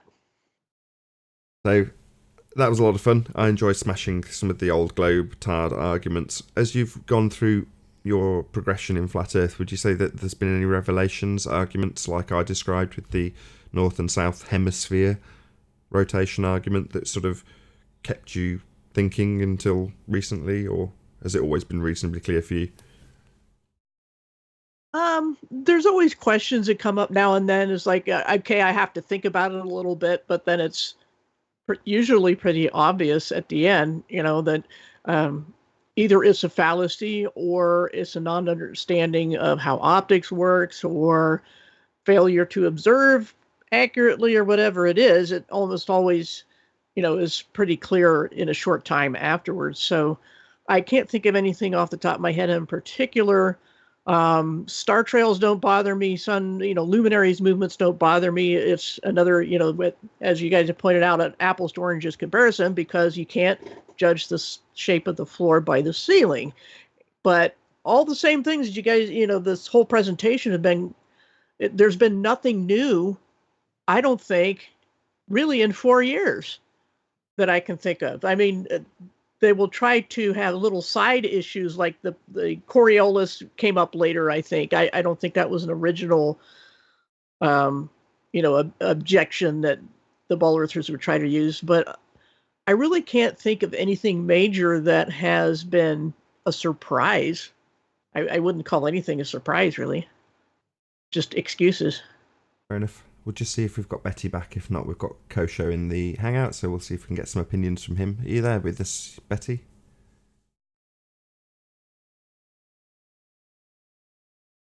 Yeah, I'm here. Sorry, took a while. No worries. It's just unmute button. You were struggling away with Discord throughout the show. Yeah, it's funny. I have a test server and it works there. It just doesn't work in my own server, so it's something weird, and it must be having to do with some code or something that I don't understand. So it's beyond me for now. So I can't really fix it. Well, over the next week or so, I'm hoping to use it a little bit more, because I was quite stressed about using it in the first instance, and I thought it was me today, so you know it was quite a stressful start as a result. But I'm Yeah, and then relieved it that it ends was up not. to be me, huh? Yeah, I'm relieved that it wasn't me, but it's one of those things that I think it is still a good plan. I don't want you to be disheartened by it. I think it's a good plan to use Discord. I am It's a little, useful. to be honest, Well, because don't be. it, I know we'll get it sorted, and I know it's a good platform. I've only had a fiddle with it, but I'm hoping to be in there a bit more throughout the week, so that I can get more accustomed to it, and I'm not terrified to be broadcasting it. But yeah, I'm sure we'll persevere. Your Discord server's coming along nicely. Give it a plug. That's the main reason for me having this little preamble. Okay, yeah. Well, I have a Discord server where everybody's welcome, flat earthers and globers. At the moment, there are more globers active in the server than flat earthers, so I'd rather have more flat earthers also interacting with people. So everybody's welcome, and I will have a Discord link under the video on BALLBUSTERS. So if anyone wants to join, then they are able to join. I'll make sure that link's available once the video's been rendered. Okay, so Yep. we've got a couple of people. Hopefully we can get one at a time from the Hangout. So we've got Kosho with us first. So I'll raise the mic on the Hangout, see if I can get a hello from you, Kosho. How you doing? How you doing? I see. How's everybody doing? I see Rumpus is here as well, so I probably won't speak long because he'll be able to elaborate on whatever it is I try to correct you guys on. 'Cause it seems like you guys went over Foucault's pendulum and Coriolis, but have very little understanding of it, which was surprising because QE was pretty confident in the way he sounded. I was curious what you said about the flight from New York to LA. It would be like 1.5 hours or something like that because if Coriolis was correct. Did I hear that correct?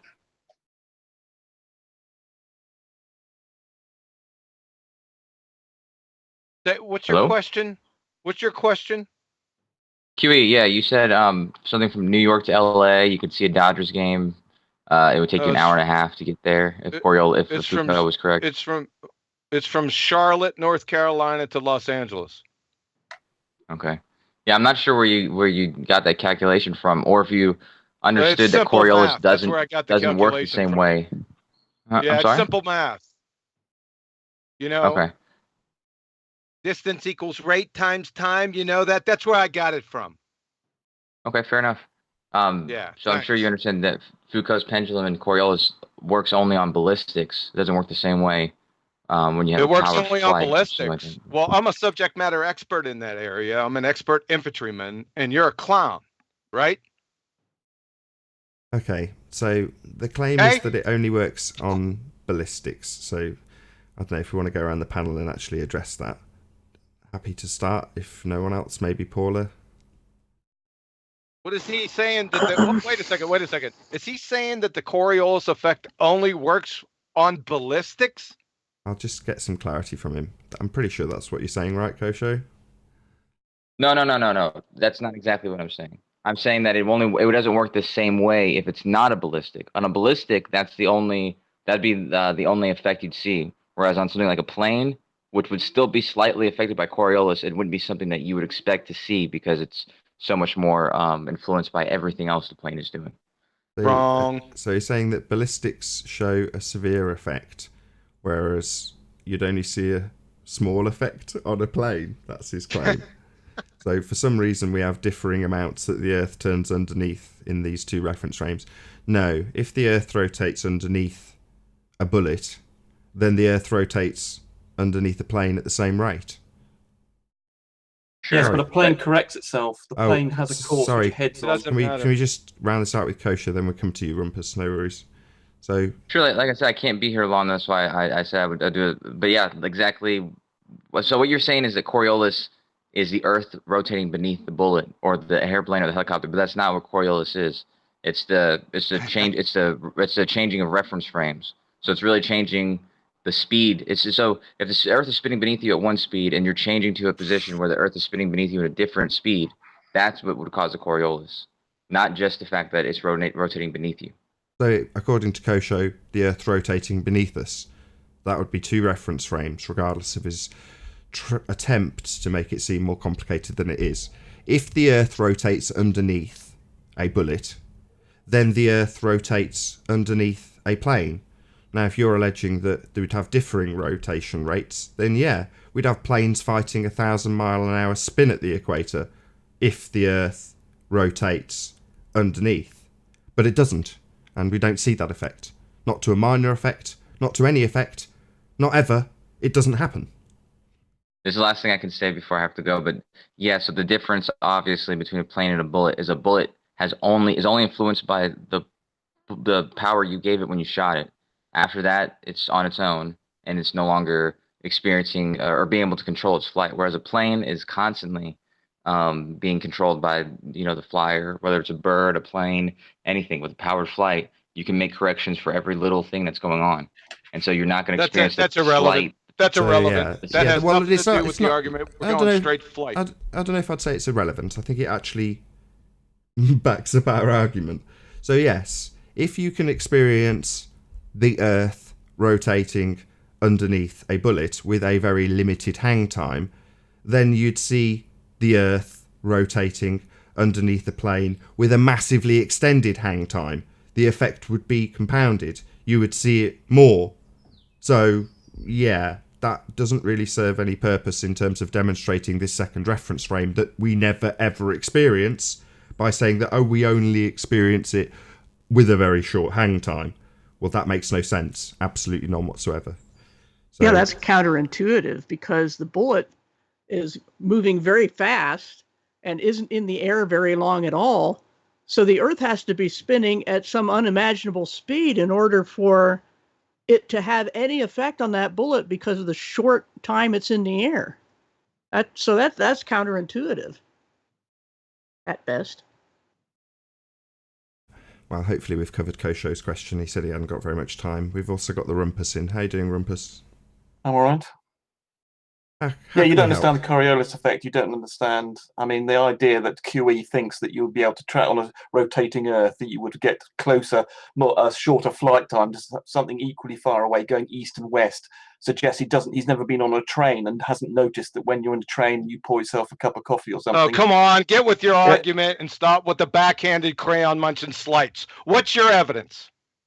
Being on a train. When you're on a train, you don't have to account for the fact you're going along, or on an aeroplane. You don't notice the fact you're going far. For instance, if you run forwards or run backwards, there's no difference. You similarly, on the surface of the Earth... Okay, hold on. So I just want to get Rumpus's point. He'll just go on and on and on. So according to Rumpus, we've got a plane being equivocated with a train. And the train, which would be like you holding on to a ball, i.e. it's in the first reference frame, the non-inertial reference frame, and then he's equivocating that with a plane, which should be in the second reference frame. So these two things aren't comparable. The train's attached to the Earth, which is alleged to be spinning. So when we're talking about the Earth rotating underneath, it makes absolute sense, and it's just an equivocation. Ask him to define the Coriolis effect. Okay, we'll see if we can get him to... He's just talked non-stop. He thinks that he's going to have the mic open on him. Rumpus, if you can shut up long enough to listen to a question. Rumpus, can you listen for a moment? He won't shut up. I haven't made my point yet. I'm about to say I haven't made my point yet. Sorry, Rumpus. Yes, so when you're on the surface of the Earth... Rumpus. I haven't made my point yet. No, I'm still being You're not the host of the show. You're a guest here to ask any questions. You're not here to make points. I haven't made my question yet. I've got a question for you, Rumpus. You can either listen to my question as the host of the show... I haven't made my point yet. I haven't made my point You're not yet. here to make points. You're here to ask questions. Okay, my question. I haven't made my we've got a question for you. What is the Coriolis effect? I haven't made my question yet. I made your question. What is the Coriolis effect, Rumpus? I haven't been able to finish my question to QE yet. I don't care. I'm asking you a question. Well, I do care. I haven't been able to make my point yet. I don't care. Here. So what is the Coriolis effect, Rumpus? What is the Coriolis effect, Rumpus? I'll deal that in 2 seconds after I make my point to QE, which is that if he understands that you pick up the velocity of a train when you're on a train, similarly an aeroplane picks up the velocity of the surface of the Earth when it leaves the Earth's surface. So as far as it's concerned, it doesn't make any difference which way it goes, left or right or east or west. It will take exactly the same time because it's got that one surface of the equator. It's got that thank you. You said you'd be 2 seconds. Yeah, he's going on and on and on. Thank you. So according to you, they're in the same reference frame. Exactly. Well, no, they're not actually, because the airplane has its own velocity with respect to the Earth's surface, but it starts off with that 1,038 whatever it is miles per hour on the So equator. does the train. And any velocity it then Yeah, acquires so does the in addition train. to that. So does the train. So- You're claiming one so- reference so- frame. So let's shut him up, because he won't shut up of his own volition. He'll jabber on and on. So what he's saying is, as the plane takes off, it continues at the same velocity as the Earth rotating underneath. Well, that's one reference frame. So this is where they try and double speak the shit out of the subject and assert that okay. you've only got one reference frame. Let's take an example. So we have the Charlotte, North Carolina flight. It's going to travel west towards Los Angeles. Okay. But the runway is facing west, right? So it takes off 150, 180 mile an hour, right? Is Rumpus saying that because of the conservation of momentum, that the plane must, stay in suspended animation so it can overcome that spin in the other direction? You clown. Yeah, his example only works if he's travelling west, is that right? His example doesn't work. It's nonsense. He's got one reference frame. That's all he's saying in his gibberish. When you get down to it, he's talking about one reference frame. That's it. Yeah. Okay, well, I'll see if I can open the mic on him and get any other questions that he may have. No, we need him to answer, what is the Coriolis effect? He'll just say that his point hasn't been made, and he'll try and distract away from any questions we have for him if I open the mic. So what do you want me to do? And if he does, then just switch over to my screen, and I don't even know why we're talking to him in the first place, because remember this. Let's have a look. Tell me when it's up. Yeah, I got it. Okay, why are we even talking to him when he's saying that air is not the atmosphere? See, this is him. Of course, he's more an utter, this is him. He said 2.5 years ago, air is not the atmosphere. I'm asking the question here. Why are we talking to him? Oh, well, the panel's open. If anybody else wants to join, they're more than welcome to. Okay. I just wanted to put that out there. Fair enough. Is there maybe any other questions from you, Rumpus? Do you understand what relative velocity is, QE? You said you'd answer my question about what the if you Coriolis did effect understand was. that, then you Sorry, would understand Rumpus. why you would expect to take exactly you asked the the same question and then length on didn't an aeroplane pause. journey. Rumpus, are going you a east or liar? west. You said that you would answer my question in 2 seconds. Okay, right, so what's your question? What is the Coriolis effect, Rumpus? Coriolis effect is a force that's applied to you as a result of your velocity in that reference frame. It's an apparent force and causes you to accelerate with respect to the reference frame for which you have a velocity with regard to it. I can give you the formula if you like. So that means you have an apparent acceleration with regard to the reference frame. And it's something that clearly QE doesn't understand. He doesn't understand what the formula. I bet he doesn't have the formula for it. Acceleration. Come on, QE, tell us what the formula for the Coriolis force is. Hey, tell us. About it. We want to know what apparent acceleration is. Can you? I need a cite. Can you cite a source for that, please? Okay, I'll tell you. If I decide to measure, no. I want a cite, source cited, not you telling me. Because you already said air is not the atmosphere. We're not listening to anything you say. Air is a component of the atmosphere, you moron. Do you not understand the collection of air? We give a name to the collection of air. Did you call me a moron? The atmosphere. He did. And now he calls me a moron and he says the air is not the atmosphere? Do you not understand that the collection of air... if you have air in a bottle, QE, we call that air. But when it's around the Earth, we... Okay, well, that's enough of Rumpus. I've had enough of him now. Okay, thank you very much. Air is not the atmosphere. Very good. So we've been joined by Greg. How you doing, Greg? Can you hear us? Yeah, I'm doing good. How are you? Very well. What can we do you for? Oh, I was just going to add, I'm actually working on a presentation of Coriolis, and I don't know if Rumpus is not aware, but it would not work the way he's describing it on a ball or a plane. Yeah, we know. Yeah. Did you have a question in that regard, or about anything we've put forth? In fact.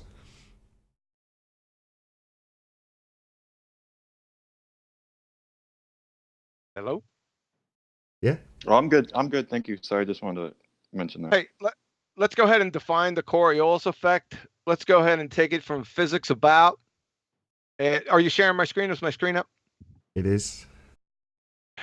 The Coriolis effect, also called the Coriolis force, is defined as the apparent deflection of objects, such as airplanes, wind, missiles, and ocean currents, moving in a straight path relative to the Earth's surface. The apparent portion of the Coriolis effect's definition is also important to take into consideration. This means that from the object in the air, i.e., an aeroplane, the Earth can be seen rotating slowly below it. From the Earth's surface, the same object appears to curve off its course. The object is not actually moving off its course, but this just appears to be happening because the Earth's surface is rotating beneath the object. The main cause of the Coriolis effect is the Earth's rotation. As the Earth spins in a counterclockwise direction on its axis, anything flying or flowing a long distance above its surface is deflected. This occurs because as something moves freely above the Earth's surface, the Earth is moving east under the object at a faster speed. So the bozos that say it doesn't affect airplanes because of the controls or the wings, you might as well give me the latrine colors. It has nothing whatsoever to do with the argument. As long as they're flying straight and they're not attached to the Earth, not tethered, then the Coriolis effect must exist. Thanks. So we've got a couple of other guests. I think Chocolate Saying was in first. How you doing, Chocolate Saying? Hello. What's up, Hello. guys? And Did you have ladies. Did you have something to add in How's everybody? anything in regards to anything that we've discussed tonight?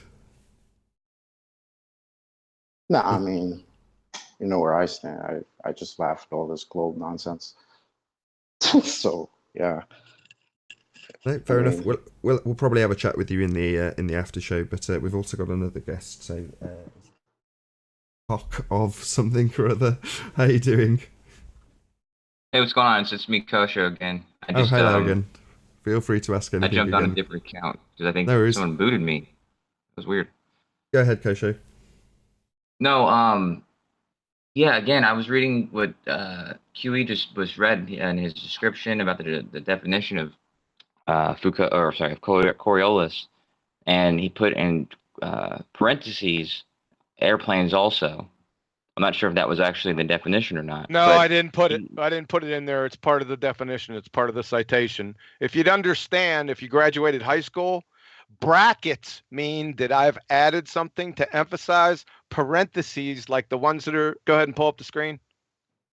You see these parentheses? Clown show. They're part of the citation. I didn't mess with this. Okay, actually, airplanes wasn't in parentheses right there. Oh, there it is below that. Either way, you said you were an expert on ballistics. I'm a subject matter expert on the Coriolis effect along with ballistics.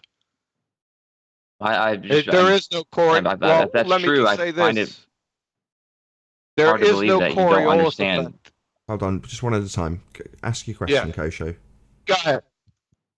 I just don't understand where's the confusion then on why it affects ballistics differently than powered flight. It doesn't affect ballistics differently. There is no effect. I have in 20 years, I've personally made shots, sniper shots, from 13 to 1,500 meters away. Personally, I trained with the snipers. I was in combat arms. I was in recon for half of my career. The Coriolis effect wasn't even brought up, much less applied. So you're talking out your ass, son.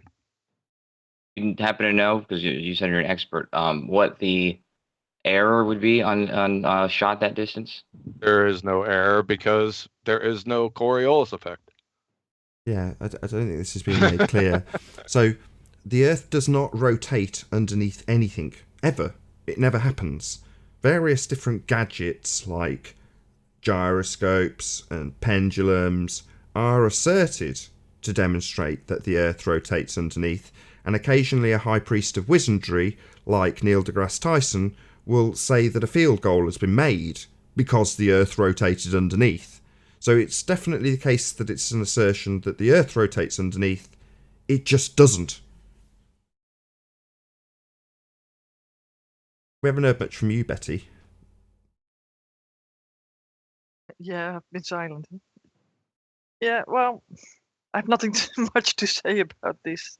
I think it's self-explanatory. I mean, it was explained very well, and I don't understand why people don't see that that you have these two different reference frames, and you have to. It's so easy to see, and nobody takes into account when they shoot a bullet, or even if you play tennis, you don't even you take account the wind, but not anything else. I mean, not that the earth will turn underneath you. So everybody knows that if you take a helicopter up and just hover, that you won't end up somewhere else just without any further action. So I don't see what the fuss is about, but they need it, I think, to work. So. And don't projectiles like bullets and missiles, well, not necessarily missiles, but projectiles spin? You know, isn't it I don't know much about firearms, but I have the impression that there's a spiral inside the barrel to help so it goes straighter. If something is spinning one direction the whole time it's in the air, that can influence, just like a gyroscope would, that it might want to veer one way or another, but it's going so fast it doesn't matter, as far as my understanding. But wind, is a thing, and I'm the distance to the target, you aim up a little bit because it's eventually going to slow down and fall if it's really far away. But I never hear them bring that up. It's just strictly in a perfect, windless, perfectly sighted firearm that has no variables whatsoever, no shake at all from the person. I mean, the good snipers don't, they hone that skill, so that's very, very minimized, but they never bring it up. The critics never bring it up.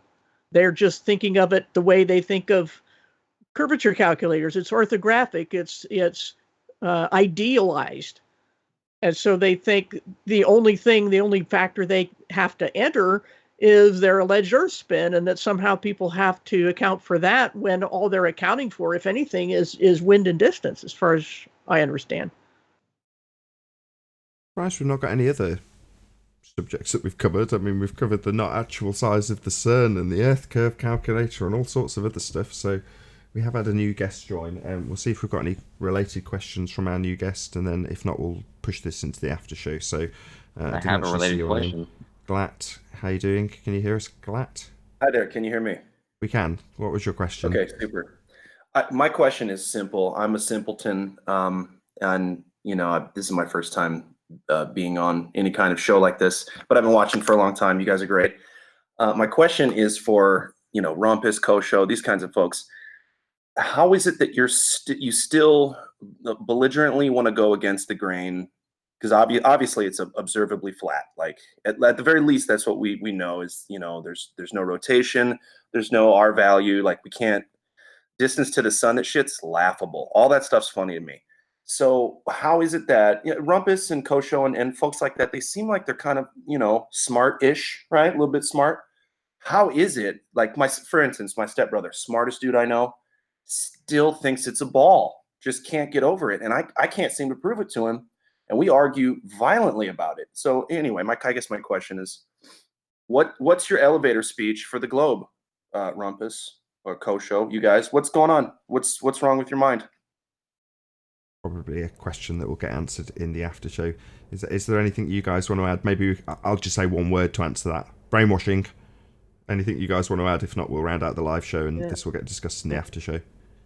Indoctrination, mind control, those terms. Yeah, normalcy bias. John? That should be it. And religion, of course. For the overall theme of the Ballbusters show tonight, is there any closing remarks? And then I'll round out the live show, and we'll have some chat with the people in the hangout afterwards. Any closing remarks? Don't all go at No, once. not really. Yeah, one. Discord works again. Right at the end. Isn't that sod's law? Sorry. I think what I'm looking for from you, John, at this point is kind of a word to the flat earthers, and continuing a theme of Sleeping Warrior. Shout out to Anthony, because he's sort of setting flat earthers straight at the moment. And in the best of intentions, we're trying to progress these arguments.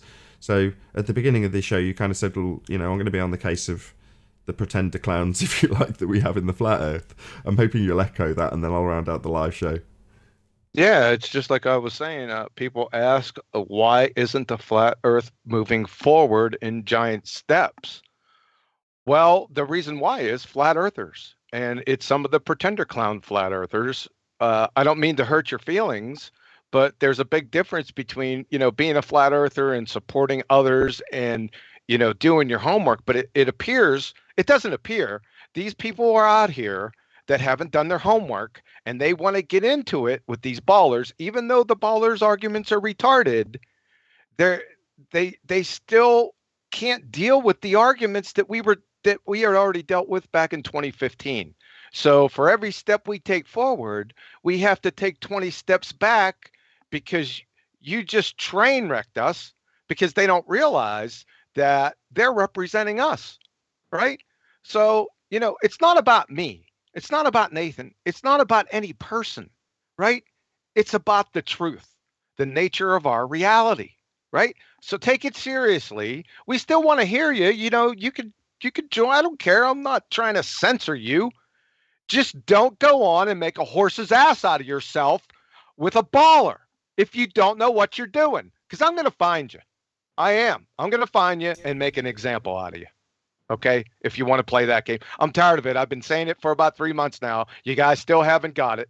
No problem. I'm going to search you out, and I'm going to make you a star. Thanks. And with that, I'm going to say, first and foremost, a huge, massive, enormous thank you to all of the live audience for tuning in. I think there's a Flat AF super chat right at the end. Thank you very much. He says, can you say brainwashing? Indeed. But yes, first and foremost, a massive thank you to all of you in the live audience for tuning in, smashing the super chat, liking, commenting, sharing, subscribing, and all that good stuff. Of course, a massive thank you to all of the Ballbusters team. That's Paula, Betty, and Quantum Eraser for making this Ballbusters possible. Last but by no means least, a massive thank you to all of you in the Google Hangouts for making the interactive part of this live show possible. Be sure to check out nathanoakley.com and the Flat Earth Debate Forum to keep up to date with the community debate. I've been Nathan Oakley, and I'll see you all in the next Ballbusters.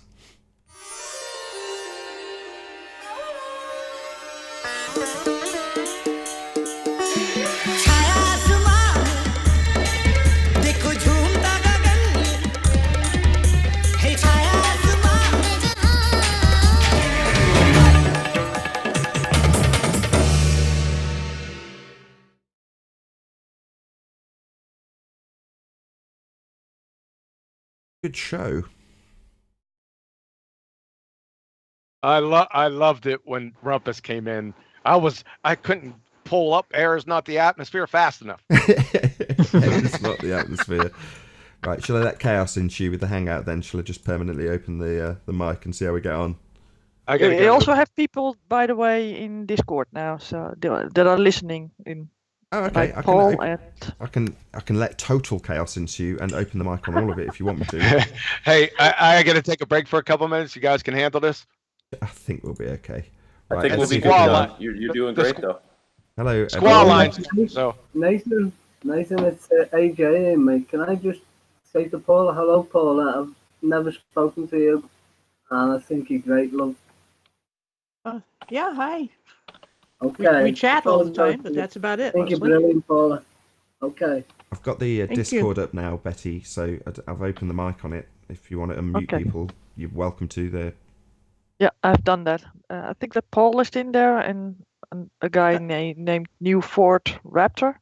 I'm not on the Discord. I gave up on that, and I haven't gone back since she fixed it. Yeah, don't worry. Just stay where you are if you want to hang around. Yeah. Stay where you are.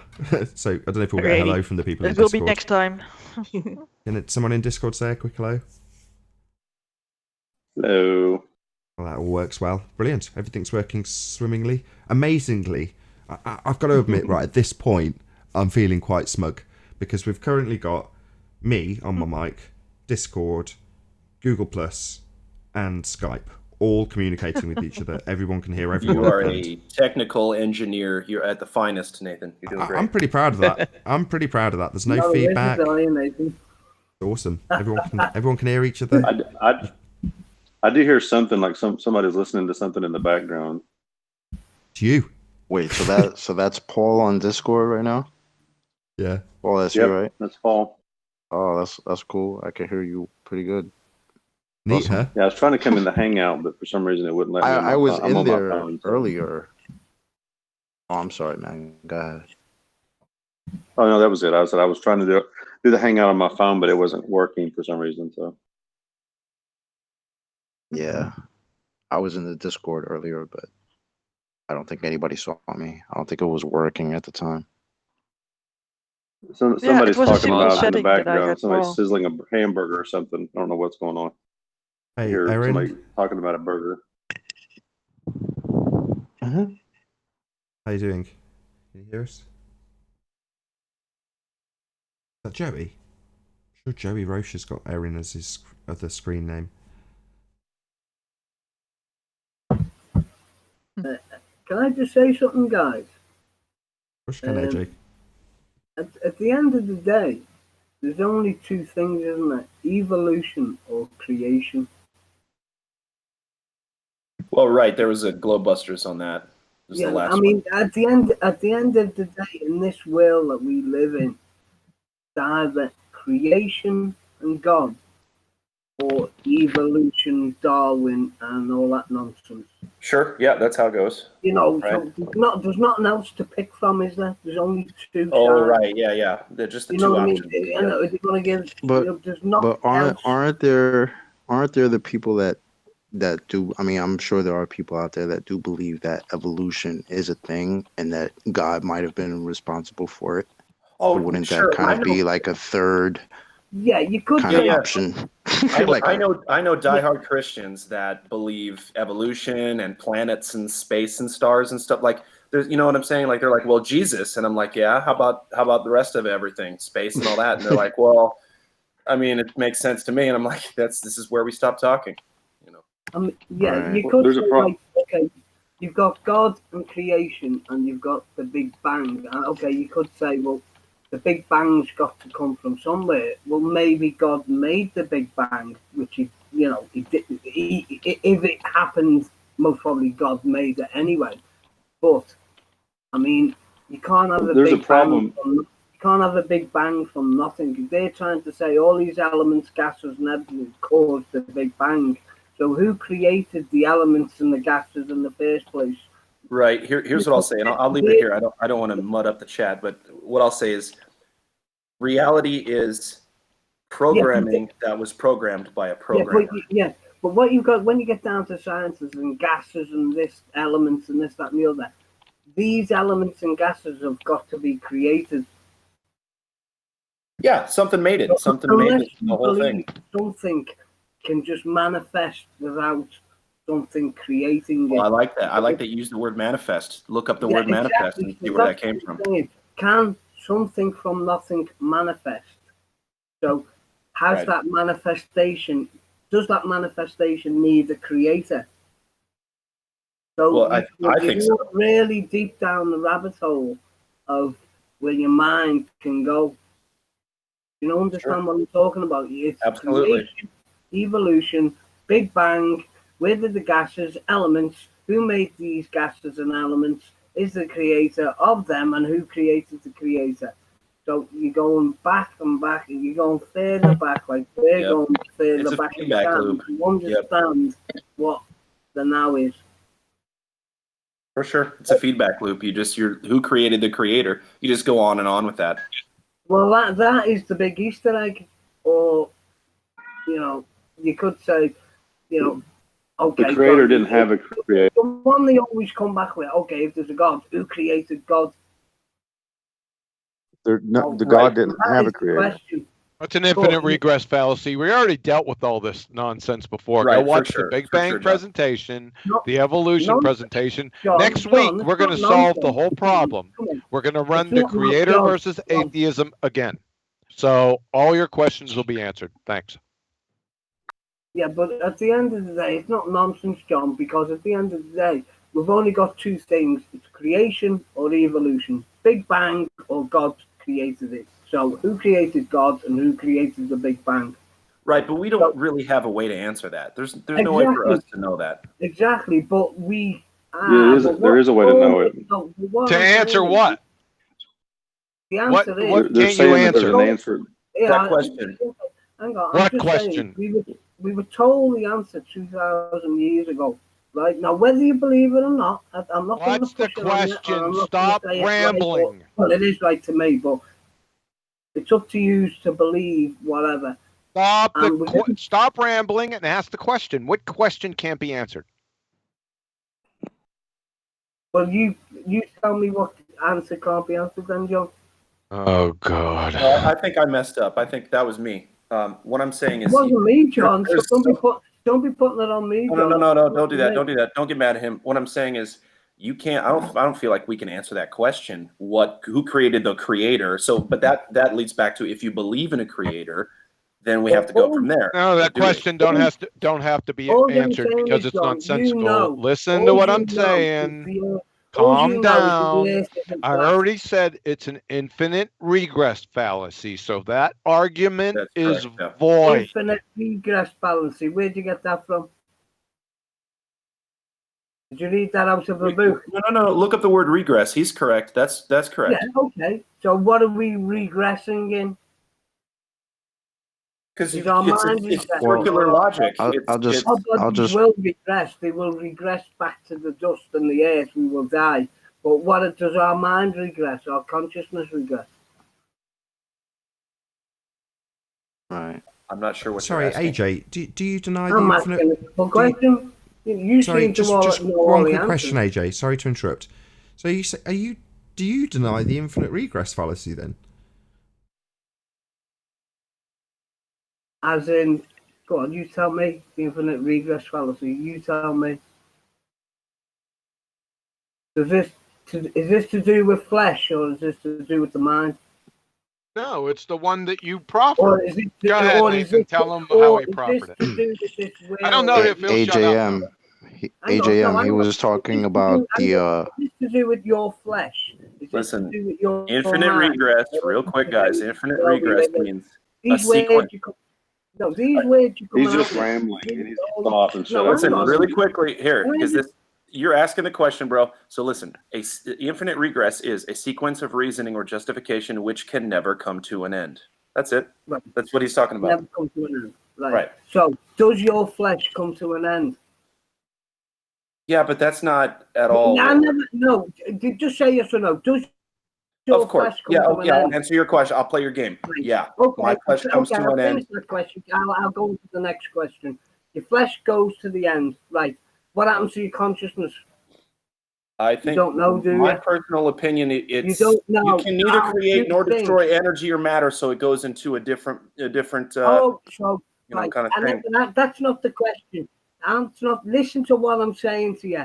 Your flesh dies, yes? Yeah. You've got a consciousness, yes? What happens to that consciousness? It doesn't die. Well, then we talk about the soul. How do you know? You haven't died Yeah, yet. but So AJ, he can't answer that question. Nobody can't really answer that. Go on. Of course, that doesn't have anything to do with his infinite regress fallacy, right? So let's go back there. Question. No one can answer it. Exactly. So why are you trying to answer the question that you can't Because answer? you diverted away from your infinite regress fallacy. Let's get back on topic. Do you understand that you employed an infinite regress fallacy? Now, what is regress fallacy? I just defined it here. Let me do it again. Infinite regress fallacy is a sequence of reasoning or justification which can never come to an end, i.e. chicken egg. Right. You could do chicken egg all day. When does this reasoning come to an end? Does it I come don't to an think You end? it can. employed the fallacy. Is this reasoning? Shut where up! You Hang on, employed the where this fallacy. If reasoning you'd you stop think talking, you can't stop talking. Is he in Discord? No, I'm No. not on Discord, John. No, sorry, mate. No, I'm not. Because if you were in Discord, I'd have him kick you for not for. You just can't stop talking, right? You can't do Oh, it. sorry, no, John. Well, I'm sorry. I'm awfully It's sorry. weird. mate. It almost sounds like he's genuine, but what's the question you're trying to ask? I am What is it? genuine. Well, I know. how genuine do you want me So to be? just- Nah, AJM is cool. He's genuine. I believe in Jesus. He Christ. just How genuine do you want me to be? Yeah, no. Well, Okay, so let's go back. Good. Hey, everyone, shut up. Everyone, shut up for a second. Just shut up. Just shut your mouth for a second. Just shut up, please. Go on, John. I'll try to explain it very slowly. You said who created the creator's creator. I said that was an infinite regress fallacy. Yeah. Nathan said, he asked you a question. He said, do you understand what an infinite regress fallacy is? That's where we're at right now. Go. Yeah. So, is this a belief? No, it's a fact. It's an actual thing. Who give you the papers to say this is an actual thing? An infinite regress. There's a definition. All I had to do was Google it. Who wrote That's the all I did. papers on it? Who wrote the papers on it? That you read the papers to say this is I don't know that. I can't tell you that. Exactly. What does that mean? It That's doesn't the mean it's point. not real. That's the point. All it means is you don't agree with it because you don't know the guy who wrote the definition real quick. So you believe the guy who wrote the definition? Is that what you're saying? It's all over Google, man. It's all over. You just Google it. Okay. Can I ask serious. AJ one Okay, I'll question? give you that. Okay, I'll give you that one. It's all It's over. all over Okay, Google. I'll AJ, give let me you ask that. you a question if you can hear me. This is I'm not trying to chastise you, lads. I love you all. Okay. well, what I get the feeling that you're doing though is that you're just kind of asking questions, but you're not really resolving anything. You're bringing it all. You're just shotgunning every which way. You're I'm not trying to resolve you're it, bringing yeah. up this. I'm not trying to resolve everything, right? What are you trying to resolve? I didn't hear Here's what's anything going you on. said. He's just being then. combative, I was talking. and I'm I don't know being why. combative. I'm Yes, you trying are. to make is flat Earth your will? Is what? Sorry, what was that? What's the point of the? Will. Is it my will? Will. My world. Yeah. Is flat Earth my world? Yeah. Well, my world appears to be flat and stationary. That doesn't was mean a that my trick whole life question. revolves around that. But That was a trick question, by the way. it was a trick question. Okay. Well, thanks for that. No, it's all good, man. I feel like, yeah. No, go ahead. Don't get me wrong, honestly, lads. I love you all. I think you're doing a great job. Sure. Okay. Honestly, I think AJM, bro, you're cool. honestly, I You're think cool as John hell. Yeah, no, he's a great guy. You Sounds just like a good dude. you just gotta calm down a little bit because Nah, you but keep that's going, bro. I know you got that energy, bro, but it's hard. It's hard to compensate. You know what? like You that. might as well just be Facebook and say, "Oh, I'm gonna, stick them in a box and just put them in the corner." And No, shove them." I would never put you in No, a well, box, that's what brother. you said. I have Basically, nothing but respect for you. Honestly, that's what you said. Look, I need to calm down. It's just my passion, the way I No, talk. it's just so that other people can go back and forth. You know what I mean? Well, you got to keep up with me. That's true. Well, here's the thing. Can you hear me? Can you guys hear me at all? No doubt, brother. No doubt. Yeah, we can hear you. Simple, So AJ, here I got a AJ, question. Go on. No, go on. I'm sorry. No. Go ahead. No, go on, fella. That's me. Okay. My question, real quick, it's just, Who? are you a globe believer or a flat earth? No, I'm a flat. I believe in the Bible. I believe in God. I believe in Jesus. And it's fixed, stationary, and of course, you know what I mean. But I don't know. To me, flat Earth is true. It's true, but it's just been put on YouTube. And I don't know. To me, it's as if they're blinding people from other things that they're up to. Do you know what I mean? That's some genius right there. I would, yeah. So there's so much focus on flat Earth. It's like, well, there's other stuff. It's like it's as if to put all the awake people who were clever enough to understand that the Earth is flat.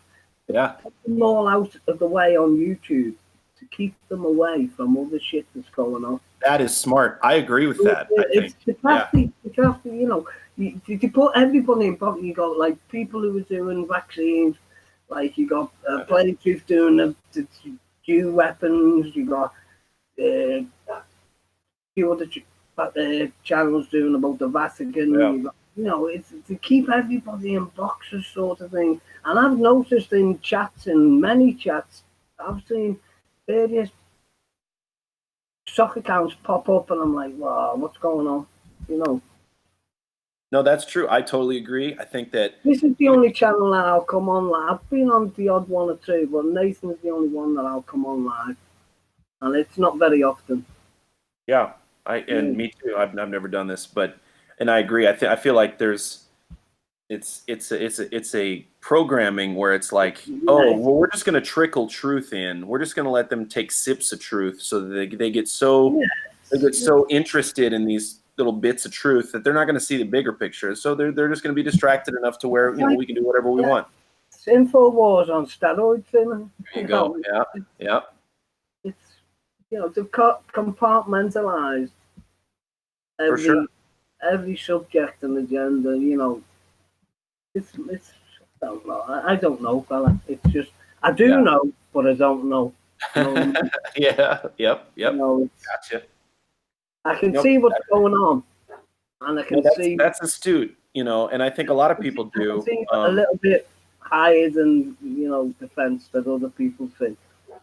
Sure. But I don't know. It's maybe because I believe in God and Jesus, and don't get me wrong. I'm not. I'm not the perfect Christian. I do sin. Who is? I get on my knees and I pray, and I say, I do pray twice a day. Maybe 3 times, morning, noon, and night. When I've done things wrong, I do. I don't think you can find it because if I lied about it, I'm sinning. But I don't lie. I do get on my knees morning and night. I pray to God. There you go. I don't think there's such thing as a perfect Christian. I just feel like everybody. No, because there's only one perfect.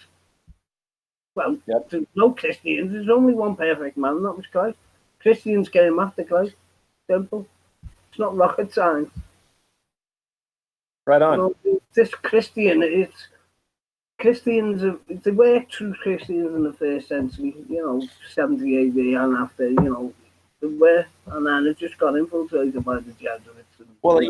And that's true. What I will say, I'll speak to the fact that the Bible has, obviously says nothing about spheres and planets and all this kind of nonsense.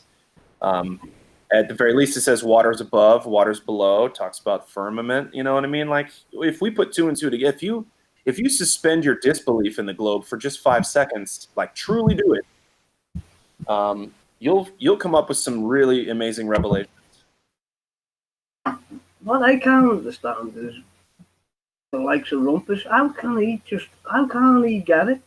Yeah, I don't understand. He sounds like he's smart, but it's like, well, he's not. I'm thinking, is he an agent or Yeah. People say everybody's an agent on YouTube. They're not. Basically, they're not. You know what I mean?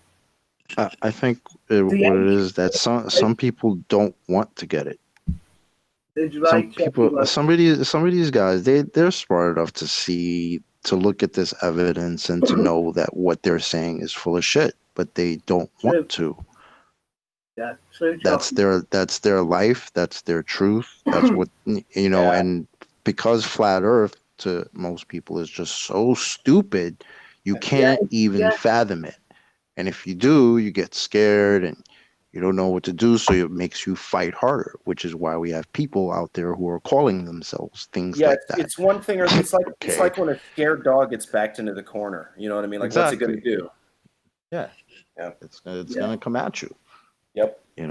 So I bet you there's a lot of lads or girls out there who know flat earth is real, and they're with partners or family, and they're sitting there, and they just don't want to speak out.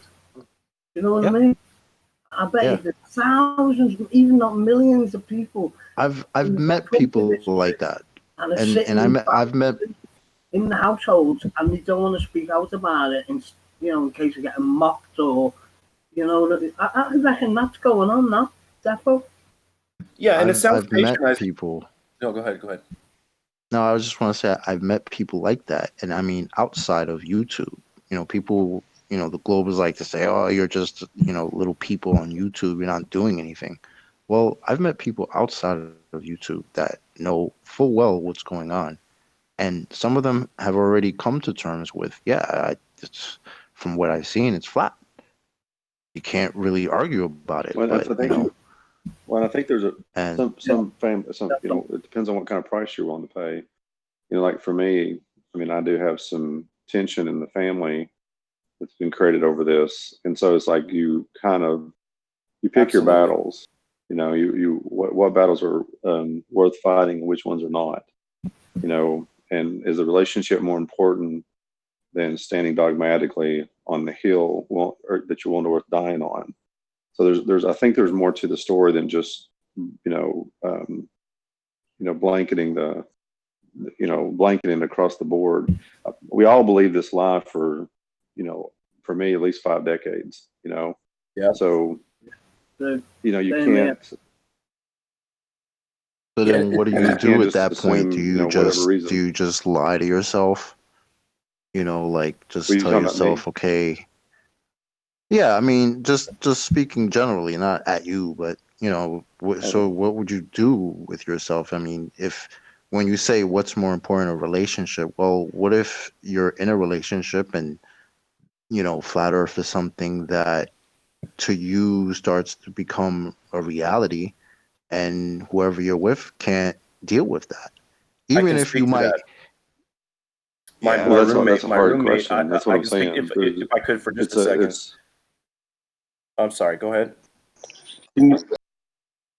Yeah, I mean, it's a hard question. I mean, I don't. It's like, I mean, I believe flat Earth is important. And I've been very vocal. Most of my family and friends know where I stand on it. My wife knows where I stand on it. But at what point, I'll just say there's a scripture that says, you shake your dust off and you move on, because sometimes it's not worth it. It's like a duck with water rolling off the duck's back. Right. And I think my relationship with my wife and my daughter is an important thing I must maintain, and I can't always talk freely because, with my wife about this, I can talk to her about it, but it's still limited because she doesn't believe it. So there's a line that you kind of have to walk. Well, and I have a question the for Nathan. No, you're right about that totally. And I have a question for Nathan, and it's probably too personal and probably none of anyone's business. But if he's willing to answer, that'd be great. If his wife believes the same stuff, and are you teaching your children now? Congratulations. Like this. Are you? You're not going to teach them globe stuff, right? So it's like. And the same thing. I had a roommate. I was living with a guy. Really respect him. Awesome dude. But I started, knowing about the flat Earth and our reality. And we had fights, right? We'd have a fight after fight, and it just got really heated. And I remember crying one night and just looking at him like, dude, listen, I love you regardless of whether or not the shape of the Earth is what it is. But this has gotten to a point now where we're screaming at each other. You're a globe believer. I'm a flat Earth believer. And it's like, it gets to a point where I think, and I guess maybe this might trail back to what, people like Rumpus and Kosho, and a lot of folks that are dealt with here on the show, it's an emotional thing. They can't get rid of the emotional attachment to their fairy tale belief. They just can't do it, and it's nobody's business to try to get them to do that, right? Like they have to do it on their own, and that's it. One thing I always wonder about some of these ballers is that were they so into the ball before flat Earth?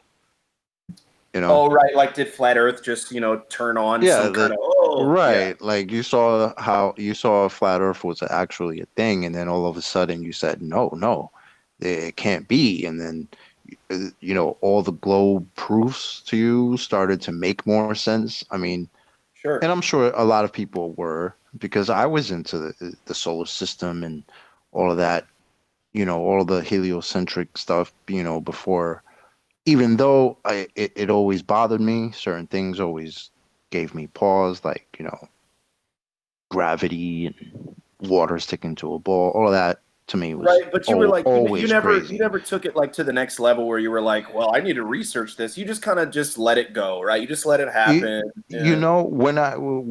When it first came upon me, it, like, when I was in school, it did a little bit Really? kind of just piqued my interest a little bit more, and I always had an affinity for science and shit like that, but Yeah. it piqued my interest to the point where I would question, my teachers. I asked so many questions that it got to a point where my teacher said, "Look, I'm telling you, it's in the book. It's in the textbook. Right. I can't really go past what I'm telling you, because this is what I'm supposed to teach you." Yeah. And I would sit in my classroom and look at the globe in the class and just, Well, yeah, and okay, people are sticking to that thing. Yeah, and their Like, that's livelihood us. is exactly, and their livelihood is based on whether or not they deliver the quote unquote correct curriculum to their students. You know what I mean? So like, they're supposed to say it's even. I know a lot of teachers. I know what they believe as people. I know what they believe in their hearts. They're not teaching what they believe. They're teaching what they're paid to say. Like, that's just how that goes. Yeah, exactly. And I don't hold that against anybody, Right, for for teaching sure. me that. What are you gonna do? I Put mean, yourself in their shoes. especially if they believed it themselves. I mean, that's what they thought it was, and maybe they didn't think about it too much. I mean, at the time I was going to school where the one teacher would teach me all the subjects. It wasn't like a different teacher for every subject, like high school. I see. Okay. You know what I mean? So. Hey, just a quick mic check. Can you guys hear me? Yes, sir. I hear you. Yeah, I heard What's you. up, man? I've you guys been mentioning biblical things. I got a bit of a question for you. In your opinions, biblically, how old do you think the Earth is? In my opinion, from a biblical standpoint, I'm looking at about 6,000 years. How do you know? There's no way to prove it. That's my opinion. No way to know that stuff. No way. Nope. Well, there That's my is opinion. no way to prove it, but I mean the general consensus amongst Christians is somewhere in that area, like the majority of them, I should say. Like, and I mean even 60% would be a majority. Well, listen, if you're a biblical literalist, then you can just take numbers from that and go from there. And you know what I mean? Like, I feel like it's. I don't know. Anybody else got something to say on that? Well, the only problem with trying to date from scripture is, the genealogy issue, and the genealogies aren't complete. And the writers and recorders of the genealogies were trying to make a point. So like it could be some potentially dating problems. I mean, like he said, the typical idea is roughly 6,000 years, but we don't know for sure. Well, I'll just get to making my point. I'll just make my point then. Can I just say something that the fellow just said about the point? I think the point was made 2,000 years ago. Point was made on the cross. That was the point. The point I'm trying to make is the book of Genesis was written approximately, 3,500 years ago. Now, do you think there's a slight chance because man wrote the book of Genesis long after the earth was created that maybe they just didn't understand how weather worked and assumed there was a cistern above us? Hey, John, AJ, let him finish his point. I don't think anybody heard what he said. I don't think I heard what he said. What language is the Bible written in? Hebrew. No, what Ancient language Hebrew. is Bible? The Holy Bible. It was originally written. Originally, it was Hebrew. I never said original. I'm asking you, what language is the King James V written in? I mean, do you want to say the language of love? I'm not sure what you're No, trying to. I'm asking you, what language is the King I don't know. James? If you know, you should tell us. I can answer It's in that English? question. Is it in English? English, yeah, okay. And King English James was no, it sorry. was written in Greek, but then into Greek English. translated to English. Why was it in English? Why is the King James really in English in the majority I of don't the know. way? I feel like you have the answer. I feel like you're just baiting us for you telling us the answer. Which language is the most known language on the earth now? Well, it's English. Exactly. So why do you think it was written in English 500, 600 years ago? So that people could grasp it later. Sorry? Say again. That's what I'm saying. Okay, so did I answer? Was that correct to you? Is that right? Yeah, it was. It was written in English for a reason. Right. It was written. It was translated. Listen, it was translated English. It's just like hieroglyphics. It's like everything. Everything is translated into the most acceptable, digestible language of the current cultural time on the. Do I say planet? No, I say world. Yeah. You know what I mean? Exactly. So I think we're losing track on the other guys. God, yeah, that's true. That's true. AJ's derailing the point. He's derailing the Spanish, point. couldn't he? Could have written it in Spanish, couldn't he? I think I I mean, heard it could Paul. have, but okay. Did I hear So Paul? let's get back to the point. Go on, Paul. In English. Yeah, the guy who asked the original question. What was your original question? My original Guy question on Discord, was, I think. if the book of Genesis was written, just for number's sake, say 2,500 years after creation of the planet, or the world, do you think there's maybe a slight possibility that those men that wrote those books didn't understand how weather worked and naturally assumed that if there's water falling from the sky, there must be a cistern above us or an ocean above us? I think there's maybe a slight possibility of that. No, in Genesis, the Bible, right, in where it says, and God said, "Let us make man in our Right, image." but listen, he's talking about before the Bible. He's talking about I'm before gonna people tell you even had about a Bible. the Bible. If you listen, I can answer I'll that tell you. question. I can If you answer that listen, I'll question. tell you. Hold on. Hold on, AJ. AJ. Hello. Go on, Paul. If you read Genesis, up to the flood, it said there was. AJ, what are you doing?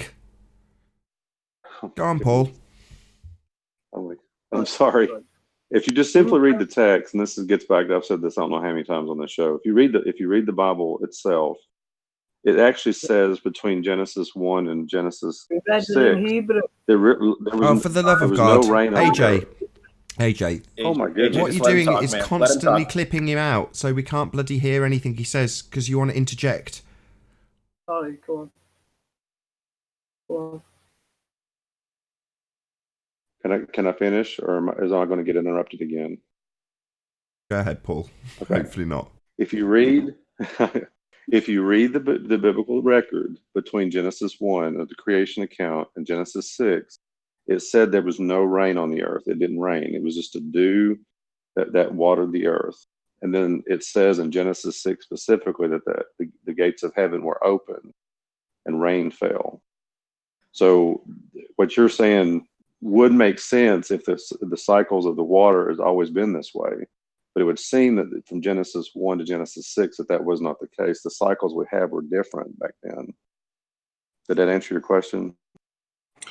Yeah, but what I'm suggesting is a possibility that because they didn't understand how weather worked, that they may have seen rain and assumed that there had to be some water above us.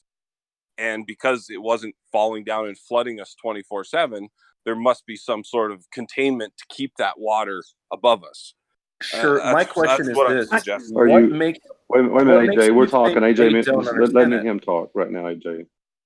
So, are you insinuating that they're implying a dome structures, or what are you implying from that? Yeah, I'm suggesting that the idea of a dome may very well have come from the fact that men who wrote the books in the first place didn't understand how the world worked and may have just assumed that there was some sort of a cistern or ocean above us which meant there would have had to been some barrier to just let little bits through at a time to form moraine. That's astute, but then at the same time, what's the reason for that?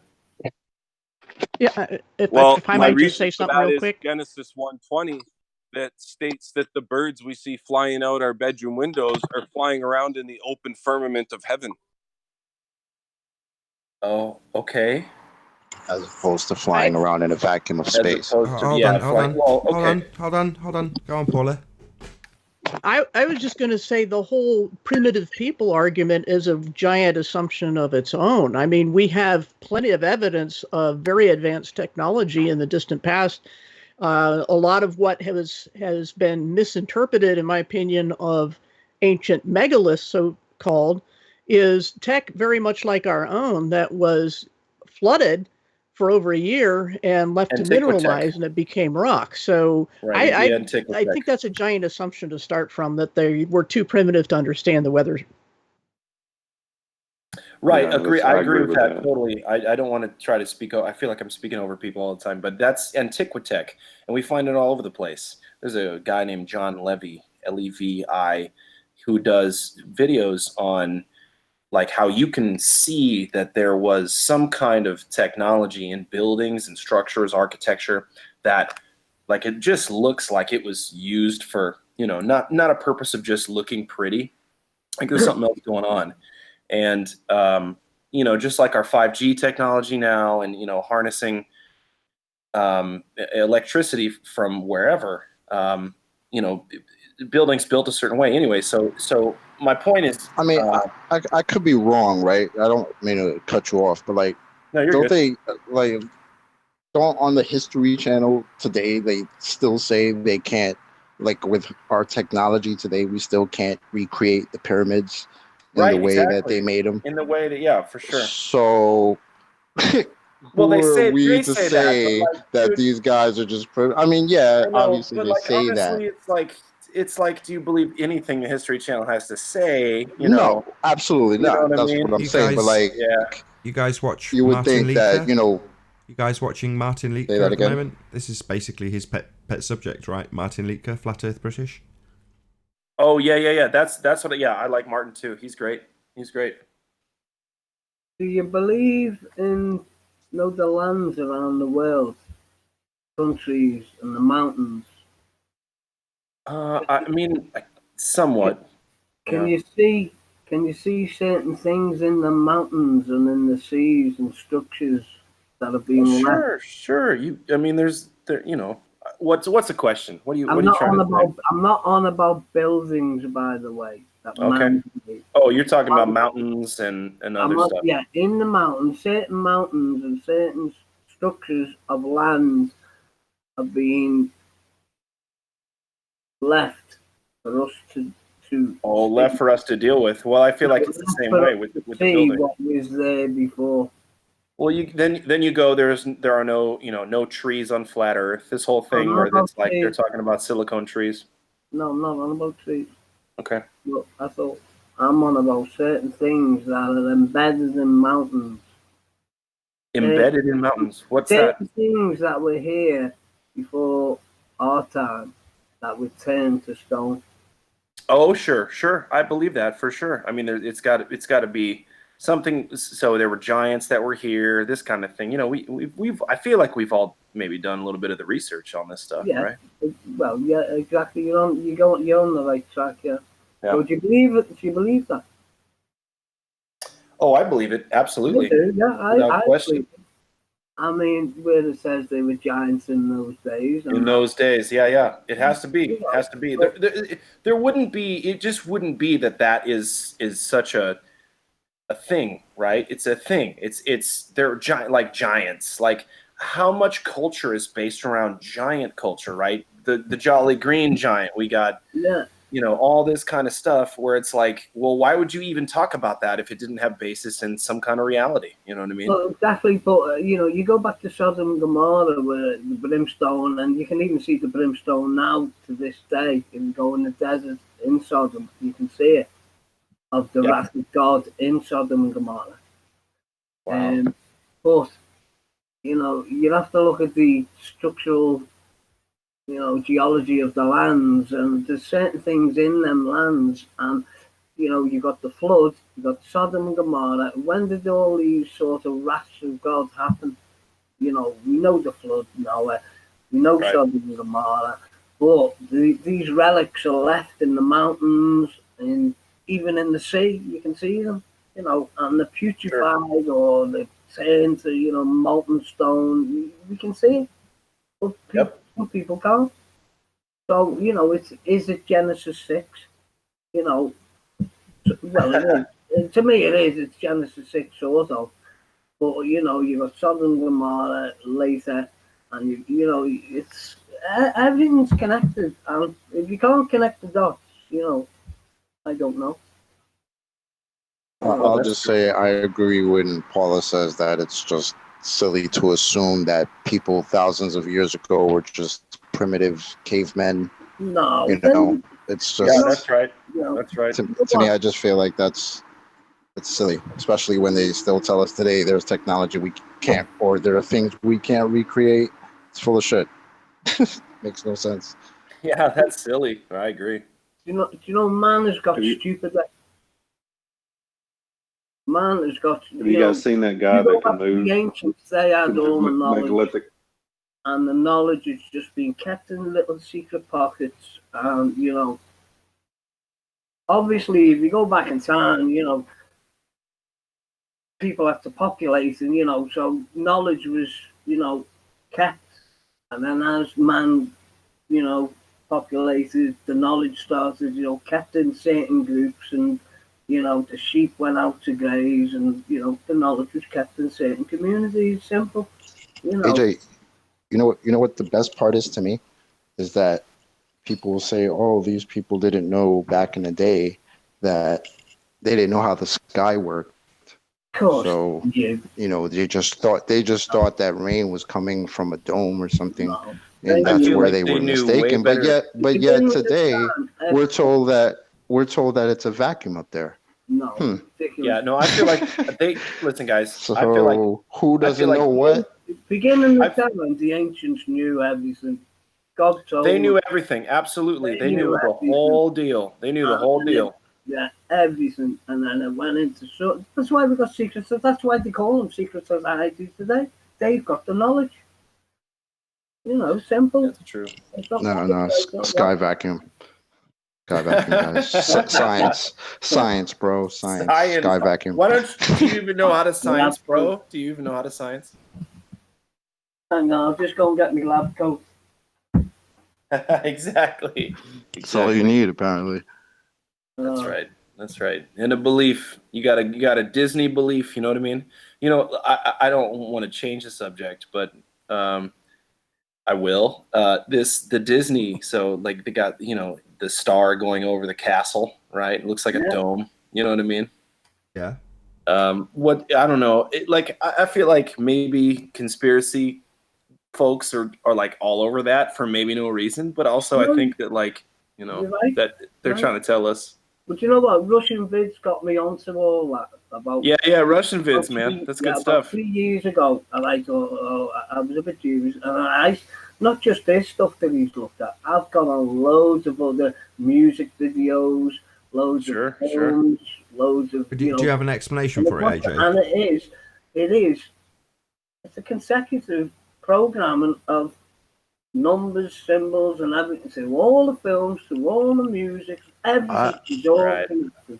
Nathan, what were you gonna say? But specifically in reference to flat Earth, though, have you got any explanation for why they would put in things like a dome in Disney? No, I don't. Yeah, I don't have. Well, I don't know. Well, I have. George Lucas, look at his symbol on George Lucas's. Yeah, AJ, you're not listening.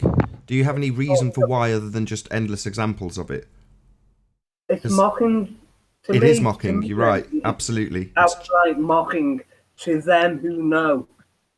Yeah, they're just joking around. They're laughing at us. Yeah. And it's funny because I remember. I interjected because I wanted to make a point, but you guys carry on. Oh, go ahead. Go ahead, Nathan. Go ahead. Make your point, Nathan. My point was that the world's run by psychopaths. They all rise to the top in terms of positions of power. They're all psychopaths. And one of the attributes of psychopathy is that they like duping you, and they smile when they do it. It's called duper's delight. So them rubbing it in your face, how it really is them just laughing at the fact that they know, and they know you don't know. That's what it is. Duper's delight. Exactly, Nathan. Alrighty. Yeah, it's it in a nutshell, mate. In a nutshell. It's funny when I went to DC. I mean, no one, they know they're mocking, and they love to get off on it. So, you know, things are going to get, you know, all this Iran stuff. Yeah. You know, they can't get enough. They think that they're better than us, so they're like, well, then here we go. We're going to just make these people look like shit. It's so strange. That's it. I mean, full respect to Nathan for what he's doing. He's got a family to feed, you know, and Nathan gets so much shit. It's just unbelievable. Oh, Nathan is ace. As the British put it, Nathan is ace. Put my hand up and say I was a bit dubious about Nathan at first. And I thought, no, hang on a minute. He's got a couple of kids here, and fucking know what I mean. And he's put it out, he's having a kid, and you know, people who fucking say you're agents and all that bollocks. People don't do that. Nathan is just a normal northern whatever he lives lad, and he's got a couple of kids, and he's just fucking. What I mean, his bed most probably works, and he's fucking thought, well, I'll do this, I'll make some money to put food on the table, end of story. And these clowns that come out and say, oh, he's this, he's that. I just can't be doing with people like that. Well, people are gonna, you know what I mean, like, especially somewhat of the caliber of Nathan's intelligence, you know, intellect. He's very intelligent, Nathan. Yeah, it's like what's gonna happen is people who are stupid compared to Nathan's intelligence, they're going to feel bullied by Nathan's intelligence. And you're right. You know what I mean? Like, Nathan doesn't have to put up with it in the first place. Like, it's not even, but what he's doing is he's making sure that everybody has a platform so that we know how, he's making sure that everybody has a platform so we know how stupid it is to still believe in the globe. I feel like that's what's going on here. Yeah, I'll agree with that. But good on Nathan. I was just gonna say, I mean, on top of Nathan's intelligence, and I mean, all of us as flat earthers coming together and learning from each other. Exactly. I think the biggest problem is the fact that we don't live on a globe. So that's why we're still having this debate, because if we were all living on a spinning water ball, I think it would be extremely evident.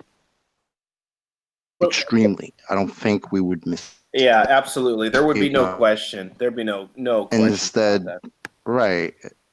Instead, we have these things that we're made to point at and look at and say, you know, you don't see actual curvature, but trust us, it's curved. You don't feel like you're moving, but trust us, you're moving in 4 different directions at insane speeds in all of them. Like what you said, it's just trust us. You don't feel that. Trust us. You know, we got your back. Don't worry about your senses. Don't worry about your senses. You know, we got you. You're spinning. Do you feel like you're spinning? No, I don't feel like I'm spinning either, but trust us, we're spinning. We're spinning. And it's like, what? So that's straight up. That's the biggest problem. You know, we're still spinning and open eyes. And air is not the atmosphere. Don't forget about that one.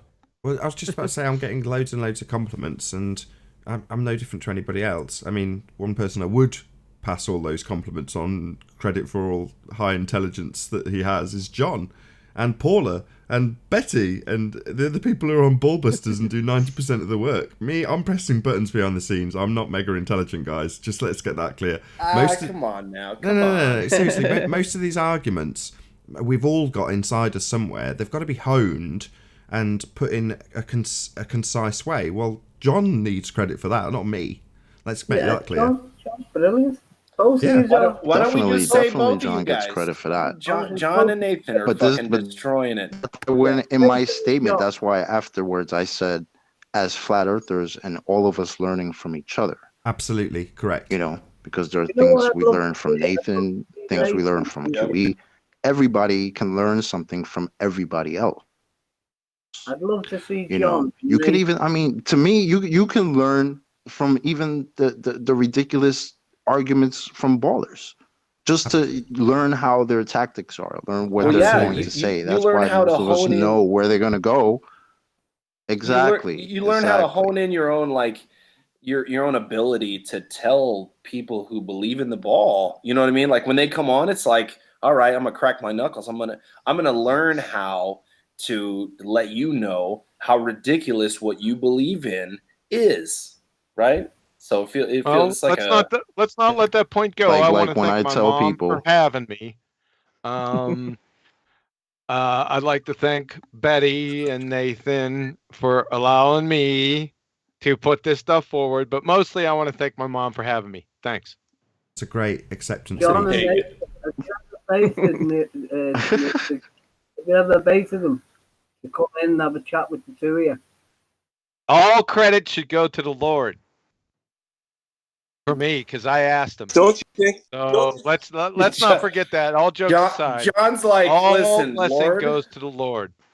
That's right. John's like, listen, John, Lord, which Lord? I'm a badass, and I need you to make sure that John, everyone which knows Lord that. is that, John? Which Lord is that, John? The Don't you Lord think Jesus it's Christ. important though All that credit if you're be on going to him. try and debunk Thank something, you, that you John. understand the Thank you, model? fella. Thank you, mate. All credit and glory to the Lord Jesus Christ. He told me because I asked him. Because he bless said you. to ask him. So I asked. And he showed me. I'm an idiot. He showed me. So there you go. And on that note, I think I'll probably round out this BALLBUSTERS after show. I'm going to do a rare shout out though to my Patreons. I actually just did a exclusive for Patreon in regards to the behind the scenes running of BALLBUSTERS. So if you want to check that out, you'll have to be a Patreon. But massive shout out to all on Patreon, as their support has actually in a very real way made the show possible, as it's kept some of the equipment that I use running. So big shout out to all of you on Patreon. Of course, another big shout out to all of today's BALLBUSTERS. That's Paula, Betty and Quantum Eraser for making this after show possible, and of course a massive thank you to both the people in Discord and on Google Hangouts on air. I've been Nathan Oakley. Be sure to check out the nathanoakley.com forum to keep up to date with the community debate, and I'll see you all in the next BALLBUSTERS. Hey, I got a quick question for you guys before y'all leave.